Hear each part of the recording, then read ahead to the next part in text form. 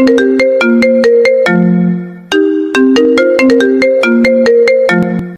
যে বন্ধুরা শুনছো, নতুন নতুন রোমান্টিক ভালোবাসার গল্প পেতে ও শুনতে চাইলে আমাদের সাগর অফিসিয়াল চ্যানেলটি সাবস্ক্রাইব করে বেল বাটনটি অন করে দিও। লাইক কমেন্ট করতে মোটেও ভুলবেন না কিন্তু। ধন্যবাদ সবাইকে। আজকে আমার বিয়ে, ভাবতেই যেন গা কাটা দিয়ে উঠছে। কখনো ভাবতে পারিনি যাকে ভালোবাসবো তাকেই পাবো। আজ আমার ভালোবাসার মানুষের সাথে বিয়ে হচ্ছে। আমার চেয়ে খুশি এখন আর কেউ নাই। একটা অজানা ছেলেকে তার মেয়ে তুলে দিয়েছেন, যেখানে আমার পরিচয় কেউ জানে না। শুধু ভালোবাসার জন্য আজ আমার মনের মানুষটাকে পাইতেছি। চলুন পরিচয়টা দেই। আমি রাজ। ছোট থেকে একটা অনাথ আশ্রমে বড় হয়েছি। আমি জানি না কে আমার জন্মদাত্রী মা বাবা। বাকিটা পরে জানবেন, গল্পের সাথে থাকুন। বাবা রাজ, তুমি রেডি হয়ে নাও। আঙ্কেল বলল যার মেয়ের সাথে আজ আমার বিয়ে। ও আপনাদেরকে আঙ্কেলের পরিচয় দেওয়া হয়নি।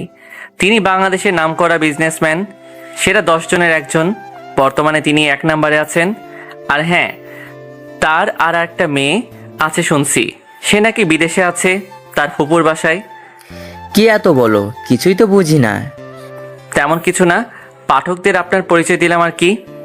কি যে বলো, তুমি পাঠক, আবার কই থেকে আসবে? কিছু না, চলুন আমি রেডি। দেখছেন, আপনাদের সাথে কথা বলতে এদিকে ঝাড়ি খেতে হচ্ছে। আপনারা কেউ ভালো না, খালি চুপচাপ করে গল্প পড়েন আর চলে যান। লাইক কমেন্ট করলে কি হয়? বিয়ে বাড়িতে অনেক বড় বড় লোকরা আসছে, বুঝতেই পারছেন, নামি দামি লোক। তারপর সকল নিয়ম মেনে বিয়ে হয়ে গেল। দেখছে বিয়ে করছি, অথচ মেয়ের নামটাই বলতে ভুলে গেছি। আপনারা একটু বলে দিলেই তো পারতেন। যাকে বিয়ে করছি, আমার বউ, তার নাম হচ্ছে অনন্যা। বাসর ঘরের সামনে দাঁড়িয়ে আছি। কেউ একটু সাহস দে না ভাই। এক বুক সাহস লইয়া বাসর ঘরে ঢুকলাম। আমার ঢোকার আওয়াজ পেয়ে তখন, এই তোর এতক্ষণ লেগে আসতে? এই তো আইসি বউ, তুমি রাগ করো কেন? আইসে, এখন বউয়ের কথা মনে পড়ছে? কয়টা বাজে দেখছোস? কই কয়টা, মাত্র 11টা বাজতেছে।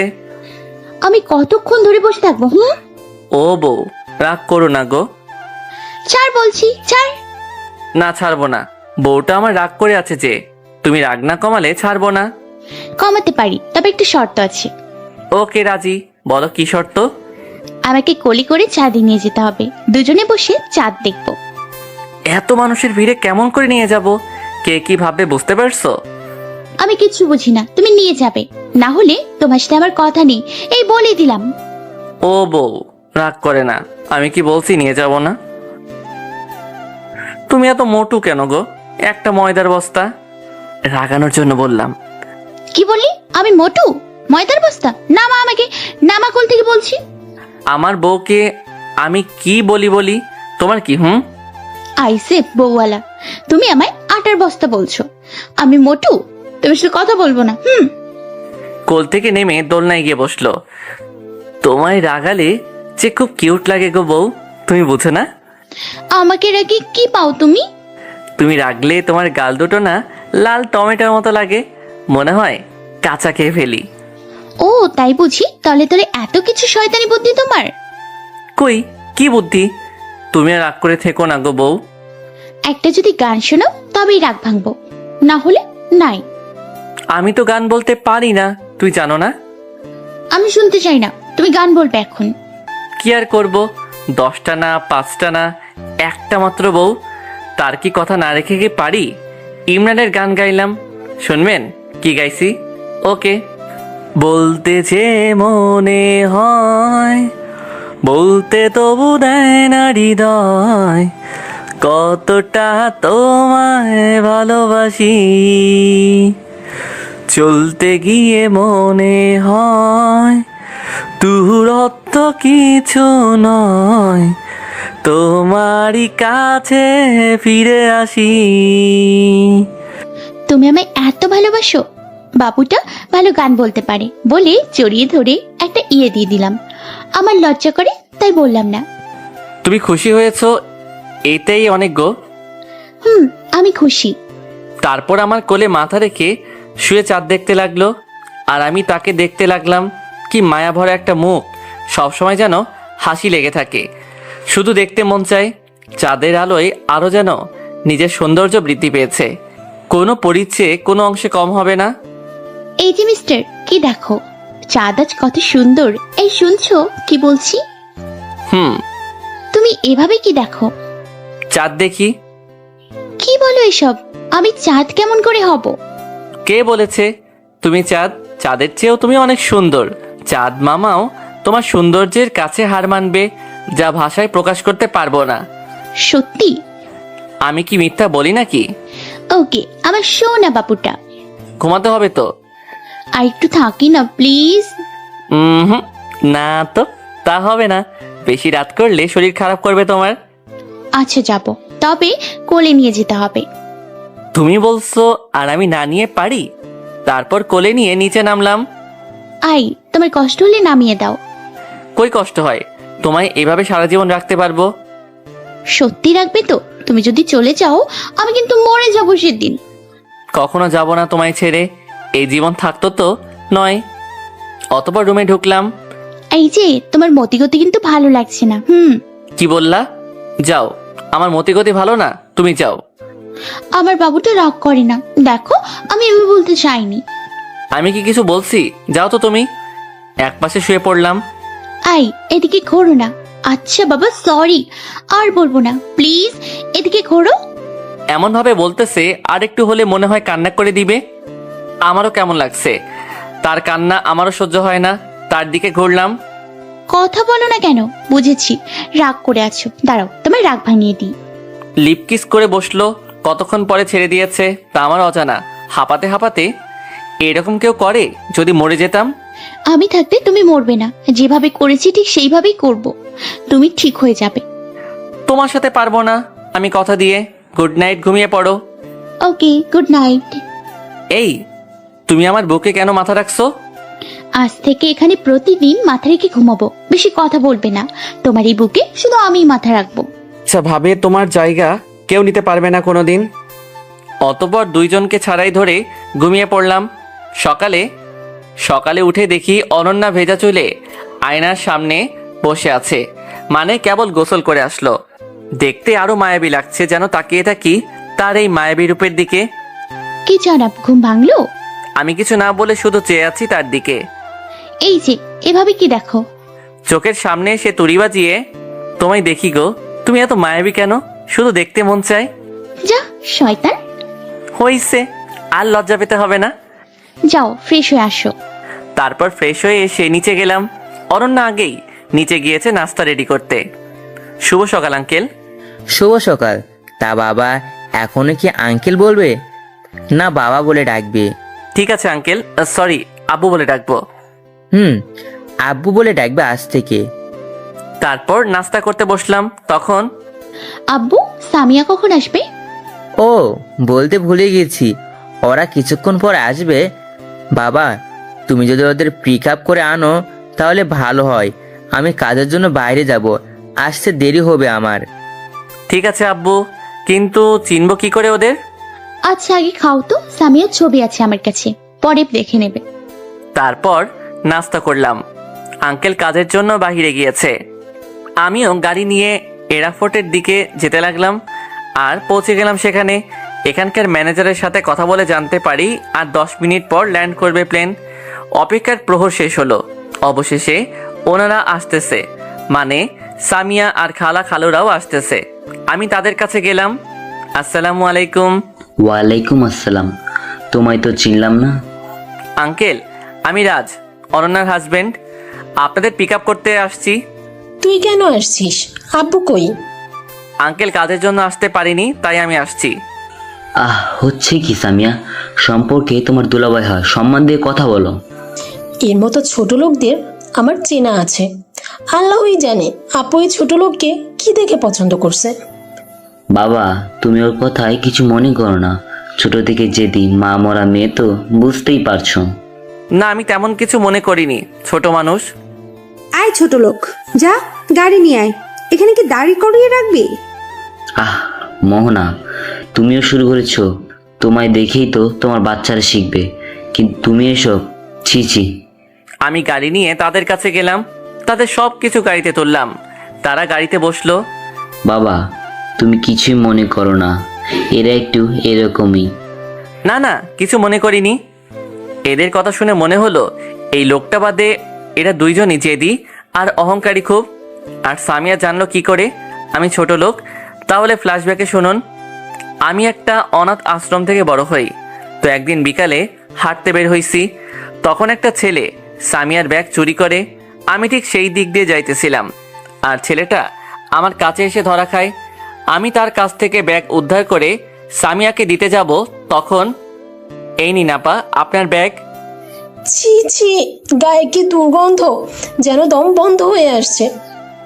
আমি কি বলবো, আজকালকার যুগে পোশাক দেখে মানুষ মানুষ বিবেচনা করে। আমার গায়ে ছিল না ভালো কোনো কাপড়, ঢিলা ঢিলা প্যাক শার্ট। কিছু বের করিসনি তো আমার ব্যাগ থেকে? গরিব হতে পারি তাই বলে চোর নই। আই ছোট লোকের বাচ্চা, আমার এটিএম কার্ড কই?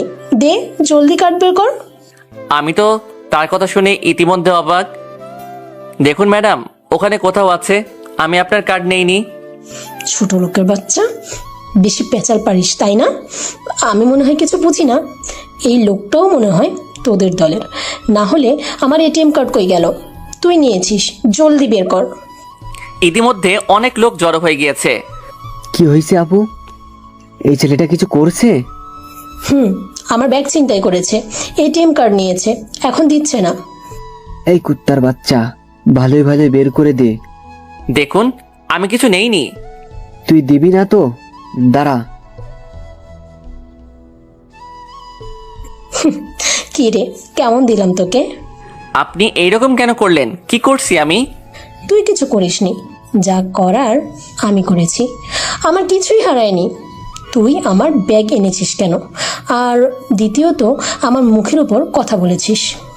এর কথা শুনে বুঝতে পারলাম খুব অহংকারী আর গরিবদের একদম সহ্য করতে পারে না। আমি কোনো রকমে উঠে চলে আসলাম অনাথ আশ্রমে। আপনাদের সাথে কথা বলতে বলতে বাসায় আসলাম। আই ছোট লোকের বাচ্চা, এগুলো নিয়ে আয়। ওরা সবাই চলে গেল, আর এও বুঝলাম অনন্যার খালু তার খালাকে খুব ভয় পায়। আমি গাড়ির ডিগি খুলে তাদের লাগেজগুলো নিয়ে গেলাম। দূর থেকে কেউ একজন ঠিকই দেখছে। তাদের রুমে লাগেজগুলো দিয়ে আসবো, তখন দেখছো খালা, এই ছোট লোককে এই কাজে কেমন মানিয়েছে? রে, ঠিক বলেছিস, ভালোই হবে। একে তোর বাড়ির কাজের লোক বানিয়ে রাখ। বেকার বেকার এত কাজের লোক রাখার দরকার কি? ঠিক বলছো। তাদের কথা শুনে মনটা খুব খারাপ হয়ে গেল। আজ গরিব বলে এত কথা শুনতে হবে। আর দূর থেকে ঠিকই একজন সবকিছু দেখছে আর শুনছে। আমি আমার রুমে আসলাম। আমার রুম বলতে অনন্যার রুমে। এই, তোমাকে সামিয়া আর খালা এত কথা বললো, তুমি কেন কিছু বললে না? তারা তো ঠিকই বলছে, গরিবদের রাজভোগ খাওয়া অধিকার নেই। তাদের হয়ে আমি সরি বলছি, তুমি মন খারাপ করে থেকো না। কই মন খারাপ করলাম? ঠিকই তো আছি। আমি জানি বলতে হবে না কখন তোমার কেমন লাগে। এরপর থেকে যদি তারা কিছু বলে ছেড়ে দেবে না, বুঝলে? ভুলে যাবে না তুমি এই বাড়ির জামাই। গো বউ। আচ্ছা চলো কিছু খেয়ে আসি। আচ্ছা চলো, আমারও খুব ক্ষুধা লাগছে, তাই আর না করলাম না। খাওয়ার সময় আমি যখন চেয়ারে বসতে যাব, তখন এই ছোট লোকের বাচ্চা, তোর সাহস কি করে হয় এখানে বসে খাওয়ার, তাও আবার আমাদের সাথে? যা, নিচে গিয়ে বসে খা। সামিহা, ভালোভাবে কথা বল, তোর বড়, সম্মান দে। আমি উঠে আসতে যাব, তখন অনন্যা হাত ধরে আবার বসে দিল। কিরে, ক্ষমা চা তাড়াতাড়ি। আমি চাইবো এই ছোট লোকের কাছে ক্ষমা? তুই ভাবলি কি করে আপু? অনন্যা, ছাড়ো তো এসব। আমি গেলাম, আমার খিদা নাই, তুমি খেয়ে নাও। রুমে চলে আসলাম। তুই কি দেখে এই ছোট লোকটাকে বিয়ে করলি? Just shut up. ভুলে যাব তুই আমার বোন যদি রাজের সম্পর্কে আর একটা বাজে কথা বলেছিস। তারপর কিছু খাবার নিয়ে রুমে আসলো। আমি আনমনে ভাবছি, এখানেও মনে হয় শান্তি পাবো না। কি দোষ করছি আমি? ছোট থেকে শুধু ছোট লোক ছোট লোক। আমরা কি মানুষ না? জবাব দাও খোদা, জবাব চাই তোমার কাছে। পিছন থেকে যে কেউ ডাকছে, আমার তা খেয়ালই নেই। আই, কোথায় চলে গেলে? কিছু কি বললে? তোমায় কখন থেকে ডাকছি, মন খারাপ করে থেকো না প্লিজ। কে বললো আমি মন খারাপ করে আছি? আমি জানি তো তুমি মচকাবে, তবুও ভাঙবে না। কি বললে তুমি? ঠিকই তো, আর মন খারাপ করে থাকতে হবে না। এই নাও, খেয়ে নাও। না, আমার খিদে নেই, তুমি খেয়ে নাও। তুমি না খেলে আমিও খাবো না। আমার খেতে ইচ্ছে করছে না, তুমি খেয়ে নাও। তা বললে হবে না, খেতে হবে তোমায়। জোর করে খাইয়ে দিল। বউয়ের হাতে খাওয়ার মজাই আলাদা। বিয়ে করে জেনে নিয়েন, আমি আর অনন্যা একে অপরকে খাইয়ে দিচ্ছি, আর দূর থেকে একজন রাগে ফুসতেছে। ছোট লোককে আবার আধিক্যতা দেখানো হচ্ছে। তোদেরকে কখনো একসাথে থাকতে দিব না। এই ছোট লোকের বাচ্চাকে তো আমার দেখলেই গা শিউরে ওঠে। পরের দিন সকালে আমি নাস্তা করে উপরে সিঁড়ি দিয়ে উঠছি। এই যে রাজ ভাইয়া, বলো। আমার রুমে একটু আসবে, দরকার ছিল। কি বলো আগে, তারপর? আসলে সেদিনের ব্যবহারের জন্য সরি। কি ব্যাপার, আজ সূর্য কোন দিক থেকে উঠলো? মনে মনে ভাবছি। বললাম তো সরি, ক্ষমা করে দাও না।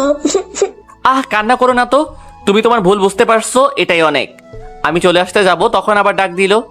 তুমি কি ফ্রি আছো? তেমন তো কোনো কাজ নেই।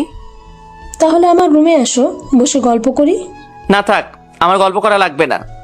ও বুঝেছি, আমায় ক্ষমা করো নাই। ক্ষমা করলে আর ফিরিয়ে দিতে পারতে না। মারো মুঝে, ইমোশনাল ব্ল্যাকমেইল মেয়েরা একটু ভালো পারে।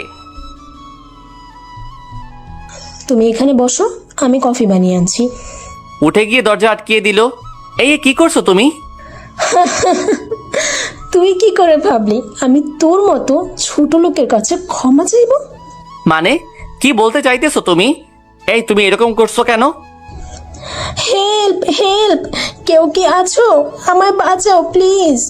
খালা খালু বাড়িতে ছিল, তারা আওয়াজ অনুসরণ করে দেখে সামিয়ার ঘর থেকে আসতেছে। মা, তোর কি হয়েছে? দরজা খোল। সামিয়া গিয়ে দরজা খুলে দিল। খালা আর খালু সামিয়ার এইরকম অবস্থা দেখে অবাক, সাথে আবার আমাকে এই রুমে। তখন আঙ্কেল আর অনন্যা আসলো, এসে সামিয়ার এইরকম অবস্থা দেখে বলল, এই তোর এরকম অবস্থা কেন? আপু বাঁচাও আমায়, এই নরখাদকের হাত থেকে বাঁচাও আমায়। রাজ তোর এই অবস্থা করেছে মানে কি বলতে চাইছিস? আপু বিশ্বাস কর, আমি একা রুমে বসে গান শুনতেছি, রাজ ভাইয়া এসে দরজা বন্ধ করে। আমি সামিয়ার কথা শুনে বাক প্রতিবন্ধী হয়ে গেলাম। সবকিছু এত তাড়াতাড়ি হচ্ছে যে আমার বলার বাহিরে। একটা মেয়ে কতই না অভিনয় করতে পারে। অনন্যা আমার কাছে এসে, সামিয়া যা বললো তা কি সব সত্য? বিশ্বাস করো আমি এসব কিছু করিনি। অনন্যা, এই ছেলে মিথ্যা বলছে। আমি নিজেই ধাক্কা দেওয়ার আওয়াজ শুনছি। এসব মিথ্যা, আমি কিছু করিনি। সামিয়া তো আমায় বলতে না দিয়ে। কত আর মিথ্যে বলবি তুই? হ্যাঁ, তুই তোর দেহের প্রতি লোভ, আমায় বলতে পারতি। আমি কি করব ভেবে পাচ্ছি না, আমার কথা কেউ বিশ্বাস করছে না। ছি ছি, তোমায় ভালো ছেলে ভেবেছিলাম, আর তুমি এরকম একটা লম্পট ছেলে। অনন্যা বিশ্বাস করো আমি এসব কিছু করিনি। অনন্যার হাত ধরে, তোর মতো ছেলে আমার হাত কোন সাহসে ধরিস? আর কি বললি তুই? কিছু করিসনি? তুই সামিয়াকে ধর্ষণ করতে চাসনি? নিজের চোখে দেখেও কি করে বিশ্বাস করবো তোকে? আপু এত কথা না বলে পুলিশকে ধরিয়ে দে। ছি বাবা, তোমার কিছু না থেকেও শুধু মেয়েটার মুখের দিকে চেয়ে তোমার হাতে তুলে দিলাম, আর তুমি আমার পায়ে কুড়াল মারলে। আমি নিশ্চয় ভয়ে সব শুনে যাচ্ছি। কি বা বলবো যার জন্য এই বাড়িতে আছি, সেই তো ভুল বুঝলো, আমি ধর্ষক বানিয়ে দিল। পুলিশ আসলো। আসসালামু আলাইকুম স্যার। ওয়ালাইকুম আসসালাম। এই ছেলেকে ধরে নিয়ে যাও। বিশ্বাস করো অনন্যা, আমি এসব করিনি। আমার কথা একবার বিশ্বাস করো। তোর কি শুনবো রে? এই তোর কি শুনবো? আর যেন কোনোদিন না দেখি তোর এই মুখ। যদি সামনে আসিস সেদিন আমার মরা মুখ দেখবি তুই। আর তোকে আমি খুব তাড়াতাড়ি ডিভোর্স পেপার দিয়ে দিব। একটা কথা, আজ আমি কোনো অপরাধ না করে যে অপবাদ পেয়েছি তা কখনো ভুলবো না। আর যেদিন তোমার ভুল বুঝতে পারবে, হাজারো খুঁজলে আর খুঁজে পাবে না। তুমি ডিভোর্স চাইতেছো না, খুব তাড়াতাড়ি আমি দিয়ে দিব। কান্না করে বললাম, অফিসার নিয়ে যান এই ধর্ষণকারীকে। এর মুখ আমি আর দেখতে চাই না। নিয়ে যান, আর উপযুক্ত শাস্তি দিবেন। চিন্তা করবেন না ম্যাডাম। আমায় নিয়ে জিভে তুললো, শেষবারের মতো দেখে নিলাম। অনন্যার মুখটা কান্না করছে, সে জিভ থেকে নেমে লকআপে পড়লো। তোর তো দেখি খুব সাহস, বড়ও খাবি ছোটও খাবি, বাহ বাহ। বিশ্বাস করুন স্যার, আমি এসব করিনি। কি বলতে চাইছিস তুই? তুই ধর্ষণ করতে চেষ্টা করিস নাই? না না না, আমি ধর্ষক নই। আমাকে আর বলতে না দিয়ে মারতে লাগলো। খুব সাহস তোর না? হ্যাঁ, ছোট লোকের বাচ্চা বড় লোকের মেয়ের দিকে চোখ তুলে তাকাস? আজ তোর রেপ করা বের করছি। আমায় শুধু মারতেছে আর চিৎকার করছি, নীরবে চোখে জল ফেলতেছি। আমি ধর্ষক নই। মায়ের চোটে আমার জ্ঞান হারিয়েছি। যখন জ্ঞান ফিরল, কিরে তোর জ্ঞান ফিরেছে? পানি পানি, একটু পানি হবে? কুত্তার বাচ্চা, তোর কোনো পানি নেই। আগে স্বীকার কর তুই ধর্ষণ করতে চাইছিস। না না না, আমায় আবার মারা শুরু করলো। আবার জ্ঞান হারালাম। কাল রাত থেকে মারতেছে, মনে হয় রুহু বের হয়ে আসবে এখনই। সন্ধ্যায় জ্ঞান ফিরল, পুলিশ অফিসাররা বলা বলি করছে। আচ্ছা ওকে, যা ছেড়ে দে। একজন অফিসার এসে আমায় থানার বাইরে ছেড়ে দিল। অন্ধকার নেমেছে, কিছুই বুঝতেছি না কোন দিকে যাব। খুব পানি তেষ্টা পেয়েছে। সামনে একটা রাস্তা, উপরে একটা নলকূপ দেখতে পেলাম। যখন রাস্তা পার হব, হঠাৎ একটা গাড়ি। একজন অফিসার এসে আমায় থানার বাইরে ছেড়ে দিল। অন্ধকারে নেমেছে, কিছুই বুঝতেছি না কোন দিকে যাব। খুব পানি তেষ্টা পেয়েছে। সামনে একটা রাস্তা, উপরে একটা নলকূপ দেখতে পেলাম। যখন রাস্তা পার হব, হঠাৎ একটা গাড়িটা এসে আমায় ধাক্কা দেয়। চোখ বুজে যায়, আমার আর কিছু মনে নেই। আমি অজ্ঞান হয়ে যাই। যখন জ্ঞান ফিরল, তখন চার দেয়ালের মাঝে নিজেকে আবির্ভূত করি। বোঝার চেষ্টা করছি আমি এখন কোথায় আছি। তখন কানে একটা কথা বেজে উঠল, তুই ধর্ষক, তোর বেঁচে থাকার অধিকার নেই, দূর হয়ে যা আমার সামনে থেকে। না না, আমি ধর্ষক নই। চিৎকার করি জোরে, আবার জ্ঞান হারাই। যখন আবার জ্ঞান ফিরল, তখন একই কথা শুনতে পাই, আমি ধর্ষক। কান চেপে ধরে না, আমি ধর্ষক নাই, চুপ করো। বাবা শান্ত হও তুমি। তোমার নাম কি বাবা? আর কেন এবার তুমি রাস্তায় এভাবে ঘুরে বেড়াচ্ছ? আমার নাম রাজ। তোমার বাসা কোথায়? আর পরিবারে কে কে আছে? আসলে আমার পরিবার বলতে কেউ নেই। আমি ছোট থেকে অনাথ আশ্রমে বড় হয়েছি। ও, তোমার কি হয়েছে? বারবার ধর্ষক ধর্ষক বলতেছো। আর তোমার সারা গায়ে কিসের এত দাগ? আবার ধর্ষক কথা শুনে জ্ঞান হারাই। ডাক্তার, ডাক্তার কি হয়েছে এনার? একটু দেখেন তো। তেমন কিছু না স্যার, উনি মনে হয় মানসিক ভারসাম্য হারিয়েছে, যার জন্য বারবার অজ্ঞান হয়ে যাচ্ছে। ঘুম পারলে সবকিছু ঠিক হয়ে যাবে। কখন যেন জ্ঞান ফিরেছে। চারিদিকে শুধু অন্ধকার, মানে রাত হয়েছে। কয়টা বাজে তা আমার অজানা। তার কিছুক্ষণ পর ভোরের আলো ফুটতে লাগলো, মানে সকাল হবে। আমাকে নড়ে উঠতে দেখে সেই ভদ্রলোক জেগে উঠল।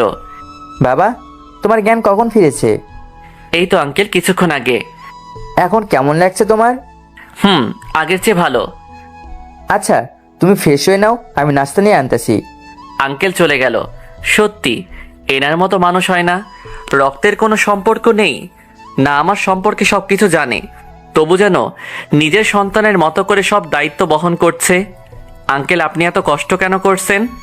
তুমি বুঝবে না বাবা। আচ্ছা আঙ্কেল, আমি এখানে কতদিন ধরে আছি? 1 সপ্তাহ পর তোমার জ্ঞান ফিরছে। কি এতদিন? তাও আমার জন্য কষ্ট করছেন? তোমার জন্য না বাবা। আমার জন্য না মানে? তাহলে আপনি এত কিছু করলেন কেন? তোমায় দেখে কেমন যেন আমার একটু অদ্ভুত অনুভূতি হতে লাগলো। কেউ যেন বলছে, আব্বু আমায় বাঁচাও। আর যে কথাটা বলছে সেটা কেউ না, আমার ছোট ছেলে রোহিত। আপনার ছেলে এই কথা বলছে? কই সে? না মানি, সে অনেক আগে হারিয়ে গিয়েছে। সরি আঙ্কেল, আমি জানতাম না।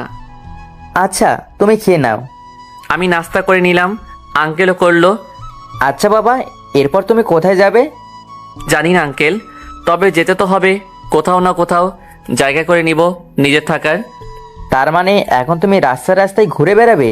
যদি তুমি চাও তো আমার সাথে যেতে পারো আমার বাসায়। না, আপনি আমার জন্য অনেক করছেন, আর কষ্ট দিতে চাই না। ধুর বোকা, মনে করো আমি আমার ছেলের জন্য করছি। তুমি কি হতে পারো না আমার ছেলে? এটা কি বলছেন? আপনি আমার সম্পর্কে তো কিছুই জানেন না। জানতে হবে না, আমি যা বোঝার বুঝেছি। বাবা বলে ডাকতে পারবে না? আব্বু। বোকা ছেলে, কান্না করো না তো। আমি ডাক্তারের কাছ থেকে আসতেছি, তুমি থাকো। ডাক্তার, দেখুন তো আর কিছু সমস্যা আছে কি না। না চৌধুরী মশাই, সব ঠিক আছে, আপনি চাইলে নিয়ে যেতে পারেন। আর হ্যাঁ, ওনার কিন্তু রেস্টের প্রয়োজন আছে। আঙ্কেল, মানে সেই ভদ্রলোক আমার সব দায়িত্ব নিজেই বহন করলেন। কি করে ওনার কথা ফেলে দেই? তাই ওনার সাথে ওনার বাসায় যাচ্ছি। আচ্ছা আঙ্কেল। আঙ্কেল কি? আব্বু বলে ডাকতে পারিস না? আচ্ছা আব্বু, বলছি যে আমরা কোথায় যাচ্ছি? তোমার বাসা, রাজশাহীতে যাচ্ছি। ও, বাড়িতে আর কে কে আছে? তোমার বড় একটা বোন আর ভাইয়া আছে, সেখানে যাই, তারপর সব বলবো। আচ্ছা, আমার খুব ঘুম পাচ্ছে, তাই গাড়িতে ঘুমিয়ে পড়েছি। আমার জন্য কি আনছো? তোমার জন্য একটা সারপ্রাইজ আছে মামুনি। কারা যেন কথা বলছে, তাদের কথা শুনে আমার ঘুম ভাঙলো। চারদিকটা ভালো করে একবার দেখে নিলাম, বিশাল বড় একটা বাড়ির সামনে গাড়ি দাঁড় করালাম। বাড়ি যেন নয়, একটা রাজপ্রাসাদ। আব্বু আর একটা মেয়ে কথা বলছে। কে এই মেয়ে? বাবা, নামো গাড়ি থেকে। কে এটা আব্বু? পরে বলবো, অনেক দূর থেকে আসি, আগে জিরো তো দিবি। আমাকে বাড়ির ভিতরে নিয়ে গেল। এটা বাড়ি না কোনো রাজপ্রাসাদ? কি দেখেন এমন করে? এত বড় বাড়ি কি আপনার? এই বাড়িটা আমাদের। আসুন আপনার রুম দেখিয়ে দিই। চলুন। আমায় একটা রুম দেখিয়ে চলে গেল। আমি ফ্রেশ হয়ে নিলাম। তখন আবার খেতে ডাকলো। খেয়ে আবার রুমে এসে দিলাম ঘুম। এই যে উঠুন, আর কত ঘুমাবেন? আমি ফ্রেশ হয়ে নিচে গেলাম। সেখানে অনেকেই বসে আছে, মানে আড্ডা দিচ্ছে। আব্বু, তোমায় এ কেন আব্বু বলে ডাকছে? কে ও?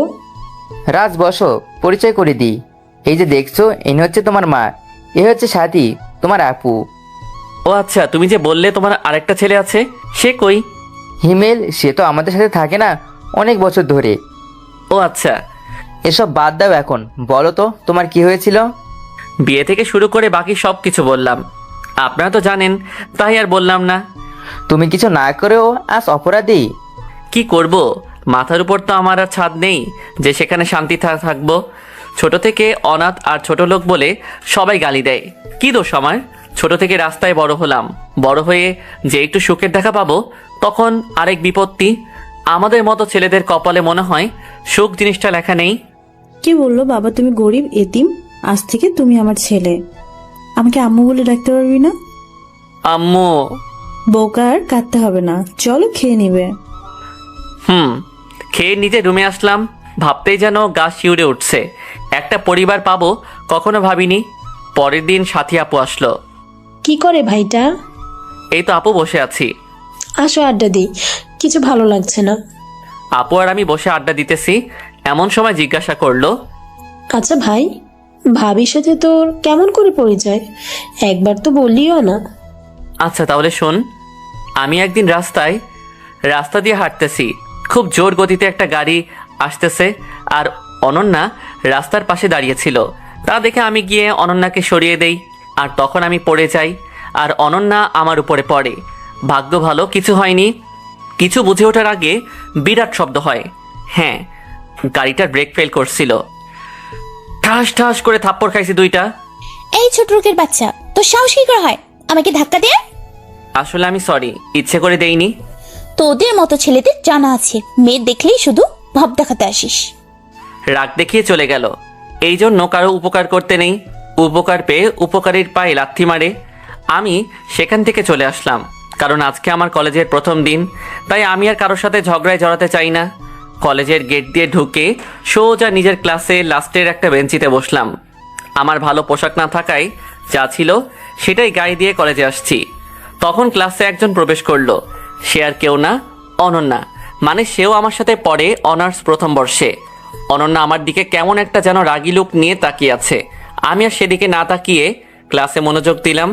অনেক কষ্টে এতদূর পর্যন্ত এসেছি, হাল ছেড়ে দিলে চলবে না। স্যার ক্লাস নিয়ে চলে গেল। আমি বকুল গাছের নিচে বসে আছি। আই, তুই এখানে কেন? কেন আবার? পড়তে আসছি। আমি ওটা বলিনি, তুই আমাদের আড্ডার জায়গায় কেন? অন্য কোথাও গিয়ে বস। এখানে কি আপনার নাম লেখা আছে, যেই জায়গা আপনার? তোকে এত কৈফিয়ত দিব নাকি? হ্যাঁ, এখান থেকে উঠ। আমি উঠে আসলাম। চর খাওয়ার কোনো ইচ্ছা নাই। বাকি ক্লাস করে বাসায় আসলাম। বাসা বলতে তো নেই, একটা অনাথ আশ্রমে বড় হয়েছি, সেখানেই আসলাম। তোমার পড়ালেখা কেমন চলছে বাবা? অনাথ আশ্রম, যিনি দেখাশোনা করেন লোকটা আসলেই খুব ভালো। ওনার কোনো সন্তান না থাকায় আমায় সন্তানের চোখে সবসময় দেখে। আঙ্কেল, আপনাদের দোয়াই ভালোই আছি। ভালো করে পড়াশোনা করবে, আর কিছু লাগলে বলবে।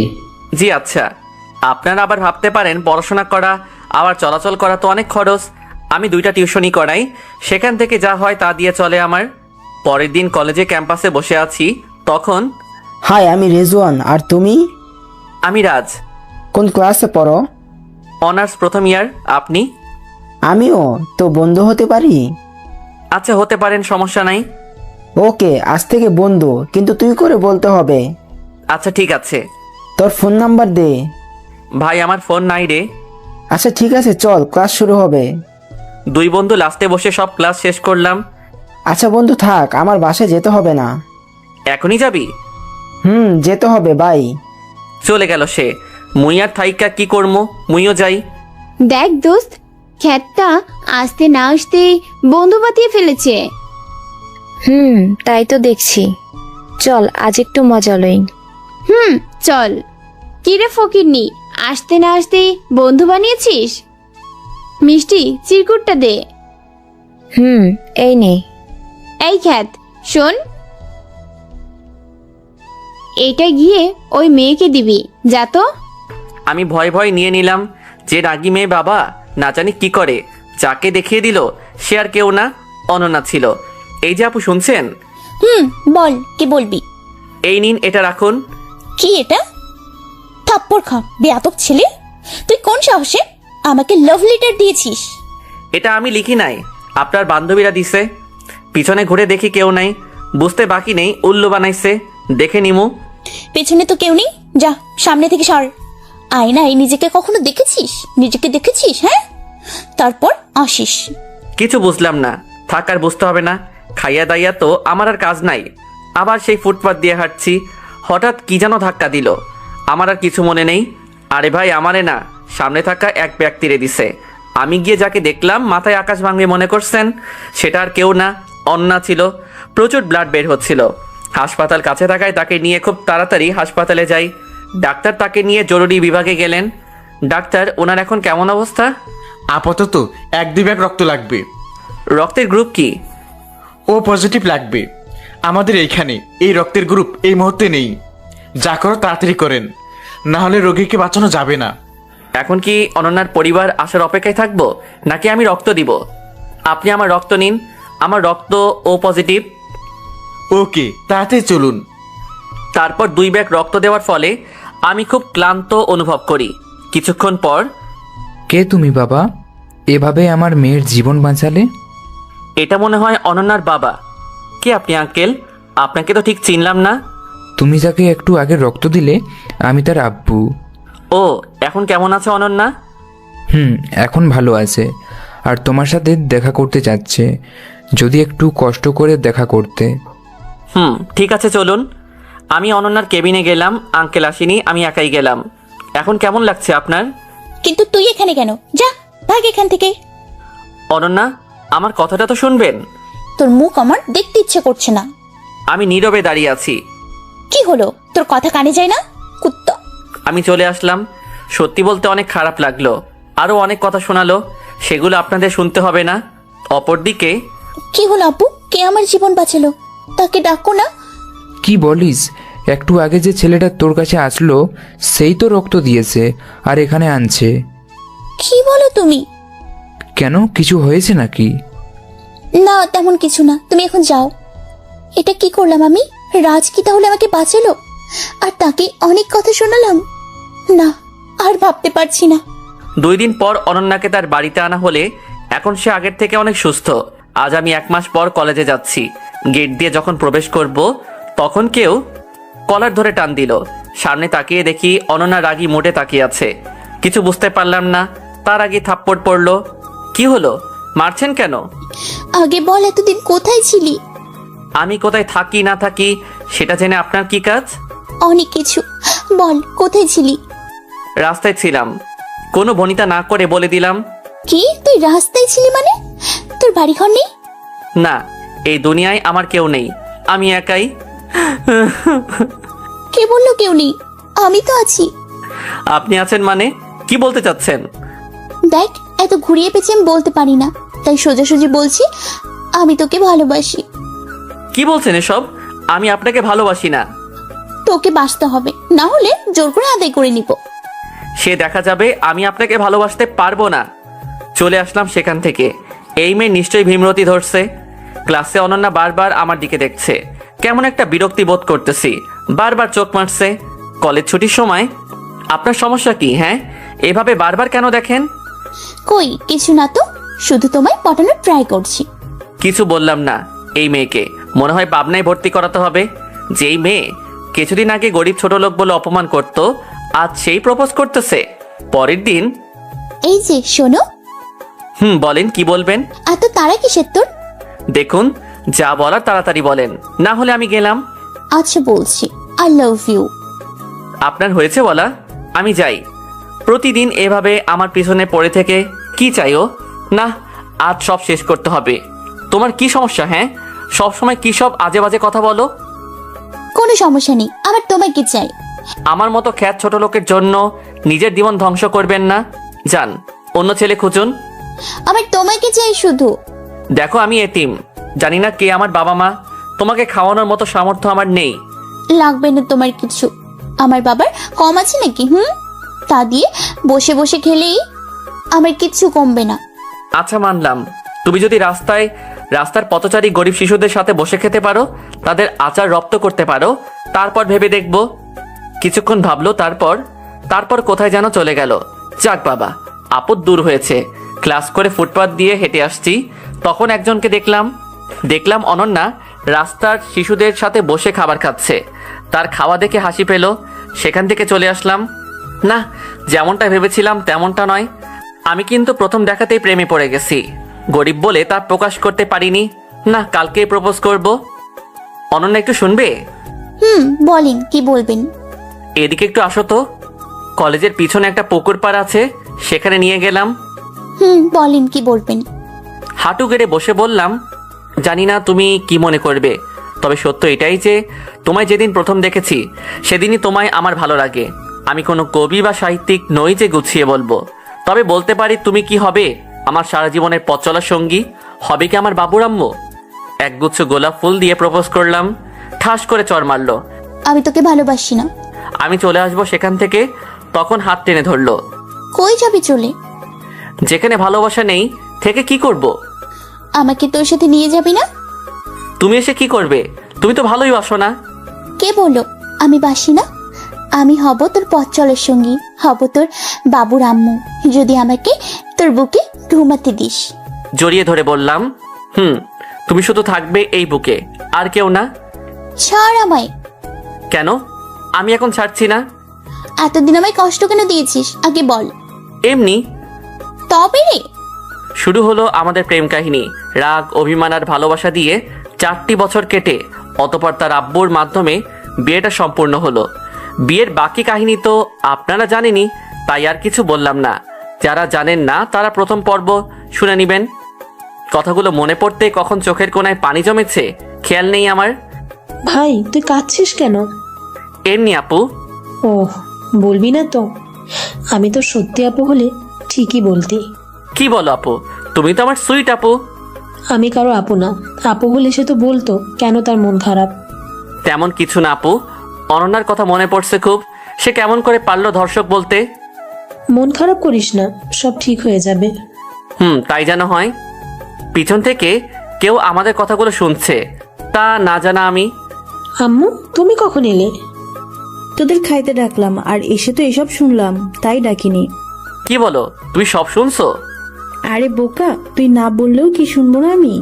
যাই হোক, ফ্রেশ হয়ে খেয়ে নে। আচ্ছা, আপু বাড়িতে এত ছোট বাচ্চার ছবি কেন? এসব আমার ছোট ভাইয়ের ছবি। কি হয়েছিল তার?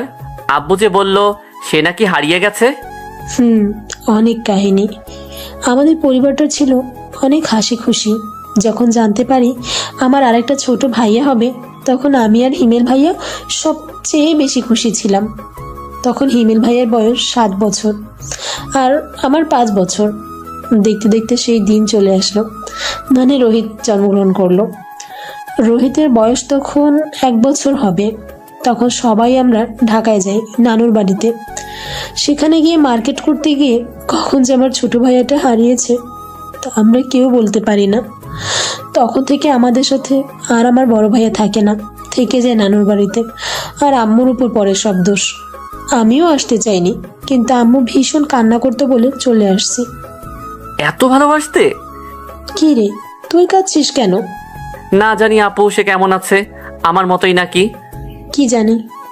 আচ্ছা বাদ দাও, চলো খেতে যাবে। চল। রাতে শুয়ে ভাবছি, হায় রে দুনিয়া, যার সব আছে তবু সুখ নেই, আর যার কিছু নেই সেই সুখী। টাকা পয়সার বড়াই আর কতদিন? আজ আছে কাল তো নাও থাকতে পারে, কিন্তু মনে সুখ কি পাবে? হ্যাঁ, যার মনে সুখ আছে সেই তো প্রকৃত সুখী। এই রাজ, উঠ। উঠছি, তুই যা। ফ্রেশ হয়ে নাস্তা করলাম, সবাই মিলে আড্ডা দিচ্ছি। রাজ, তোর কোনো কাপড় আনা হয়নি? হুম। সাথী, রাজকে নিয়ে যা, কেনাকাটা করে আয়। আচ্ছা আব্বু, যা রেডি হয়ে আয়। আমাকে উদ্দেশ্য করে বলল, আমি তো রেডি, তুই যা, আবার ময়দা বেশি করে মাখিস না। শয়তান, আমি এসব ময়দা মাখি না, আমি তো মেকআপ করি। ওহ, যাই হলো, ময়দা তো ময়দাই। না, হ্যাঁ। আমার আর আপুর কথা শুনে আব্বু আর আম্মু হাসতেছে। হয়েছে সাথী, যা রেডি হয়ে আয়। কিরে হলো তোর? আর 5 মিনিট অপেক্ষা কর। সেই তখন থেকে খালি 5 মিনিট করতে করতে আধা ঘন্টা হয়ে যাচ্ছে। হয়েছে, চল। এত সাজার কি আছে? আমরা কি কারো বিয়ে বাড়িতে যাচ্ছি না নাকি? দূর বোকা, এটা তো সিম্পল। ময়দা মেখে তো পেতনি হয়েছিস, আর বলিস সিম্পল? কি? আমি পেতনি? আরে না, তুই তো আমার মিষ্টি আপু। চল, দেরি হয়ে গেল। মার্কেটে আসলাম, প্রথমে ভালো দেখে কয়েকটা ব্র্যান্ডেড প্যান্ট, তারপর টি শার্ট নিল আপু। এত দামি কাপড় নিয়ে আমি কি করব? তার চেয়ে নর্মাল কাপড় নে, এগুলোই ভালো আছে। বেশি কথা বলবি না, তুই ভুলে গেছিস তুই কার ছেলে? ও, আপনাদের তো বলাই হয়নি, আমি যার বাসায় আছি তিনি বর্তমানে 1 নাম্বার পজিশনে আছেন ব্যবসার দিক থেকে।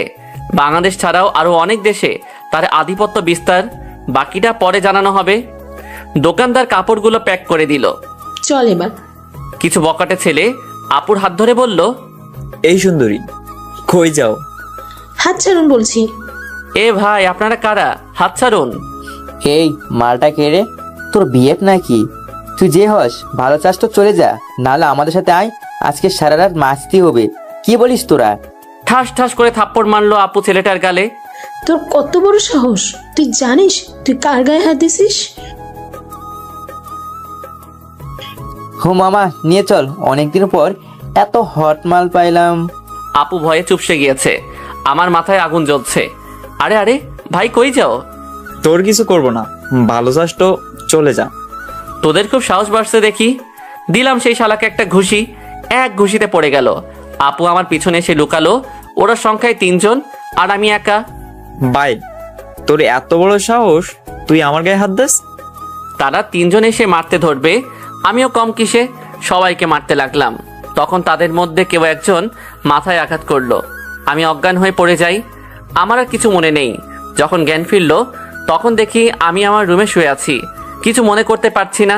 হঠাৎ আপুর কথা মনে পড়লো, তারা আপুর কিছু করে নাই তো? আপুই! জোরে চিৎকার দিলাম। পাশে যে আম্মু আব্বু আর আপু বসে আছে, আমার সেদিকে কোনো খেয়াল নেই। এই তো ভাই, আমি এখানে। আপু তুই ঠিক আছিস তো? তোর কিছু হয় নাই তো? আরে না, আমি ঠিক আছি। তারা আমার কিছু করতে পারে নাই। আমি আব্বুকে ফোন করি আর সাথে সাথে পুলিশ চলে আসে আর তারা পালিয়ে যায়। ও আচ্ছা। এখন কেমন লাগছে বাবা তোর? আম্মু ভালো।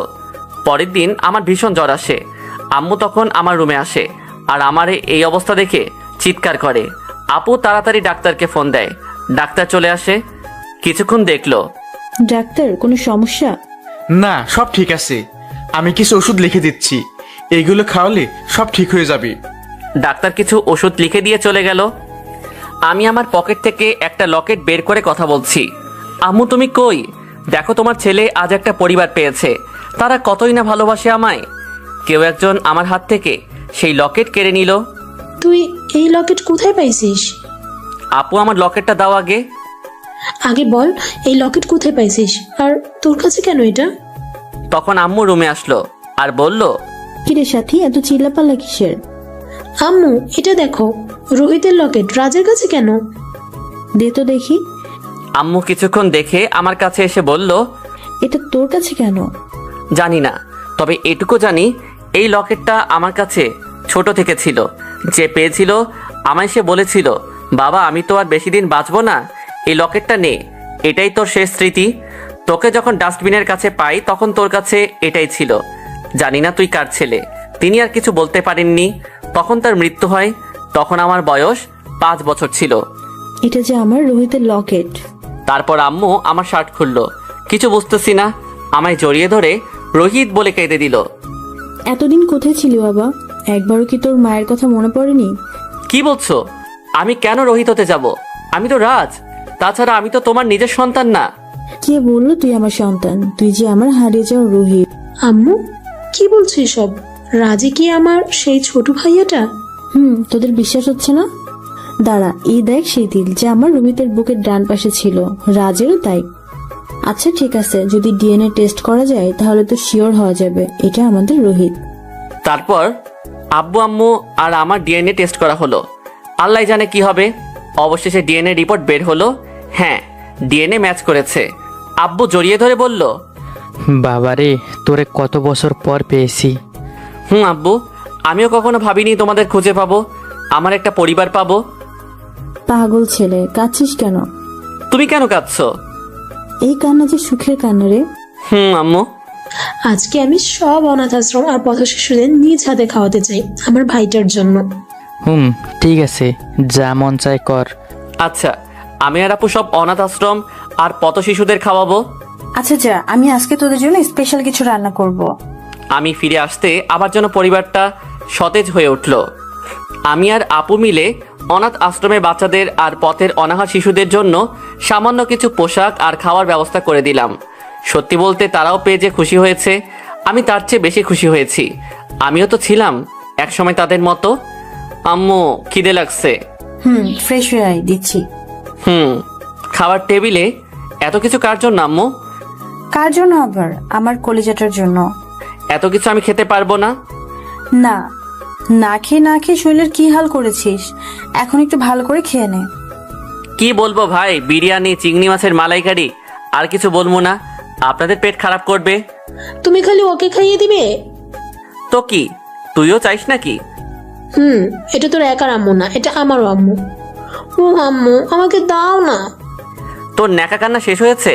এতদিন অনেক আদর খাইছিস, এখন শুধু আমি খাবো। দূর, আমি খাবোই না। এই দেখ, আম্মু হিংসা করে চলে যাচ্ছে। যার খাওয়ার ইচ্ছা সে থাক। আমি মোটেও হিংসুটে না। সেটা তো দেখলেই বোঝা যায় তুই কেমন হিংসুটে। আমি নেহাত ভালো মানুষ, তাই আমার ভাগের ভাগ দিচ্ছি। হয়েছে, নে তুই হা কর। নিজের রুমে এসে ঘুমালাম। হঠাৎ যেন স্বপ্নে দেখছি বৃষ্টি পড়ছে। আমি সেই বৃষ্টির পানিতে ভিজতেছি, খুব ঠান্ডা অনুভব করতেছি। কেন? ও মা, ইয়ে করলাম নাকি? আমি তো কোনোদিন এসব করিনি। তাহলে পাশে 32 পাটি দাঁত বের করে আপু হাসতেছে। তুই হাসতেছিস কেন? আম্মু দেখো, তোমার ছেলে বিছানায় মানে আকাম করছে। তবে রে সেমরি, আমার গায়ে পানি দিয়ে আমার উপরে দোষ? আপুর আর পাইকে দৌড়ে পালিয়েছে, এখন পালা, পরে যাবি কই? সময় আমারও আসবে। শুভ সকাল আব্বু। গুড মর্নিং মাই সান। কি করো?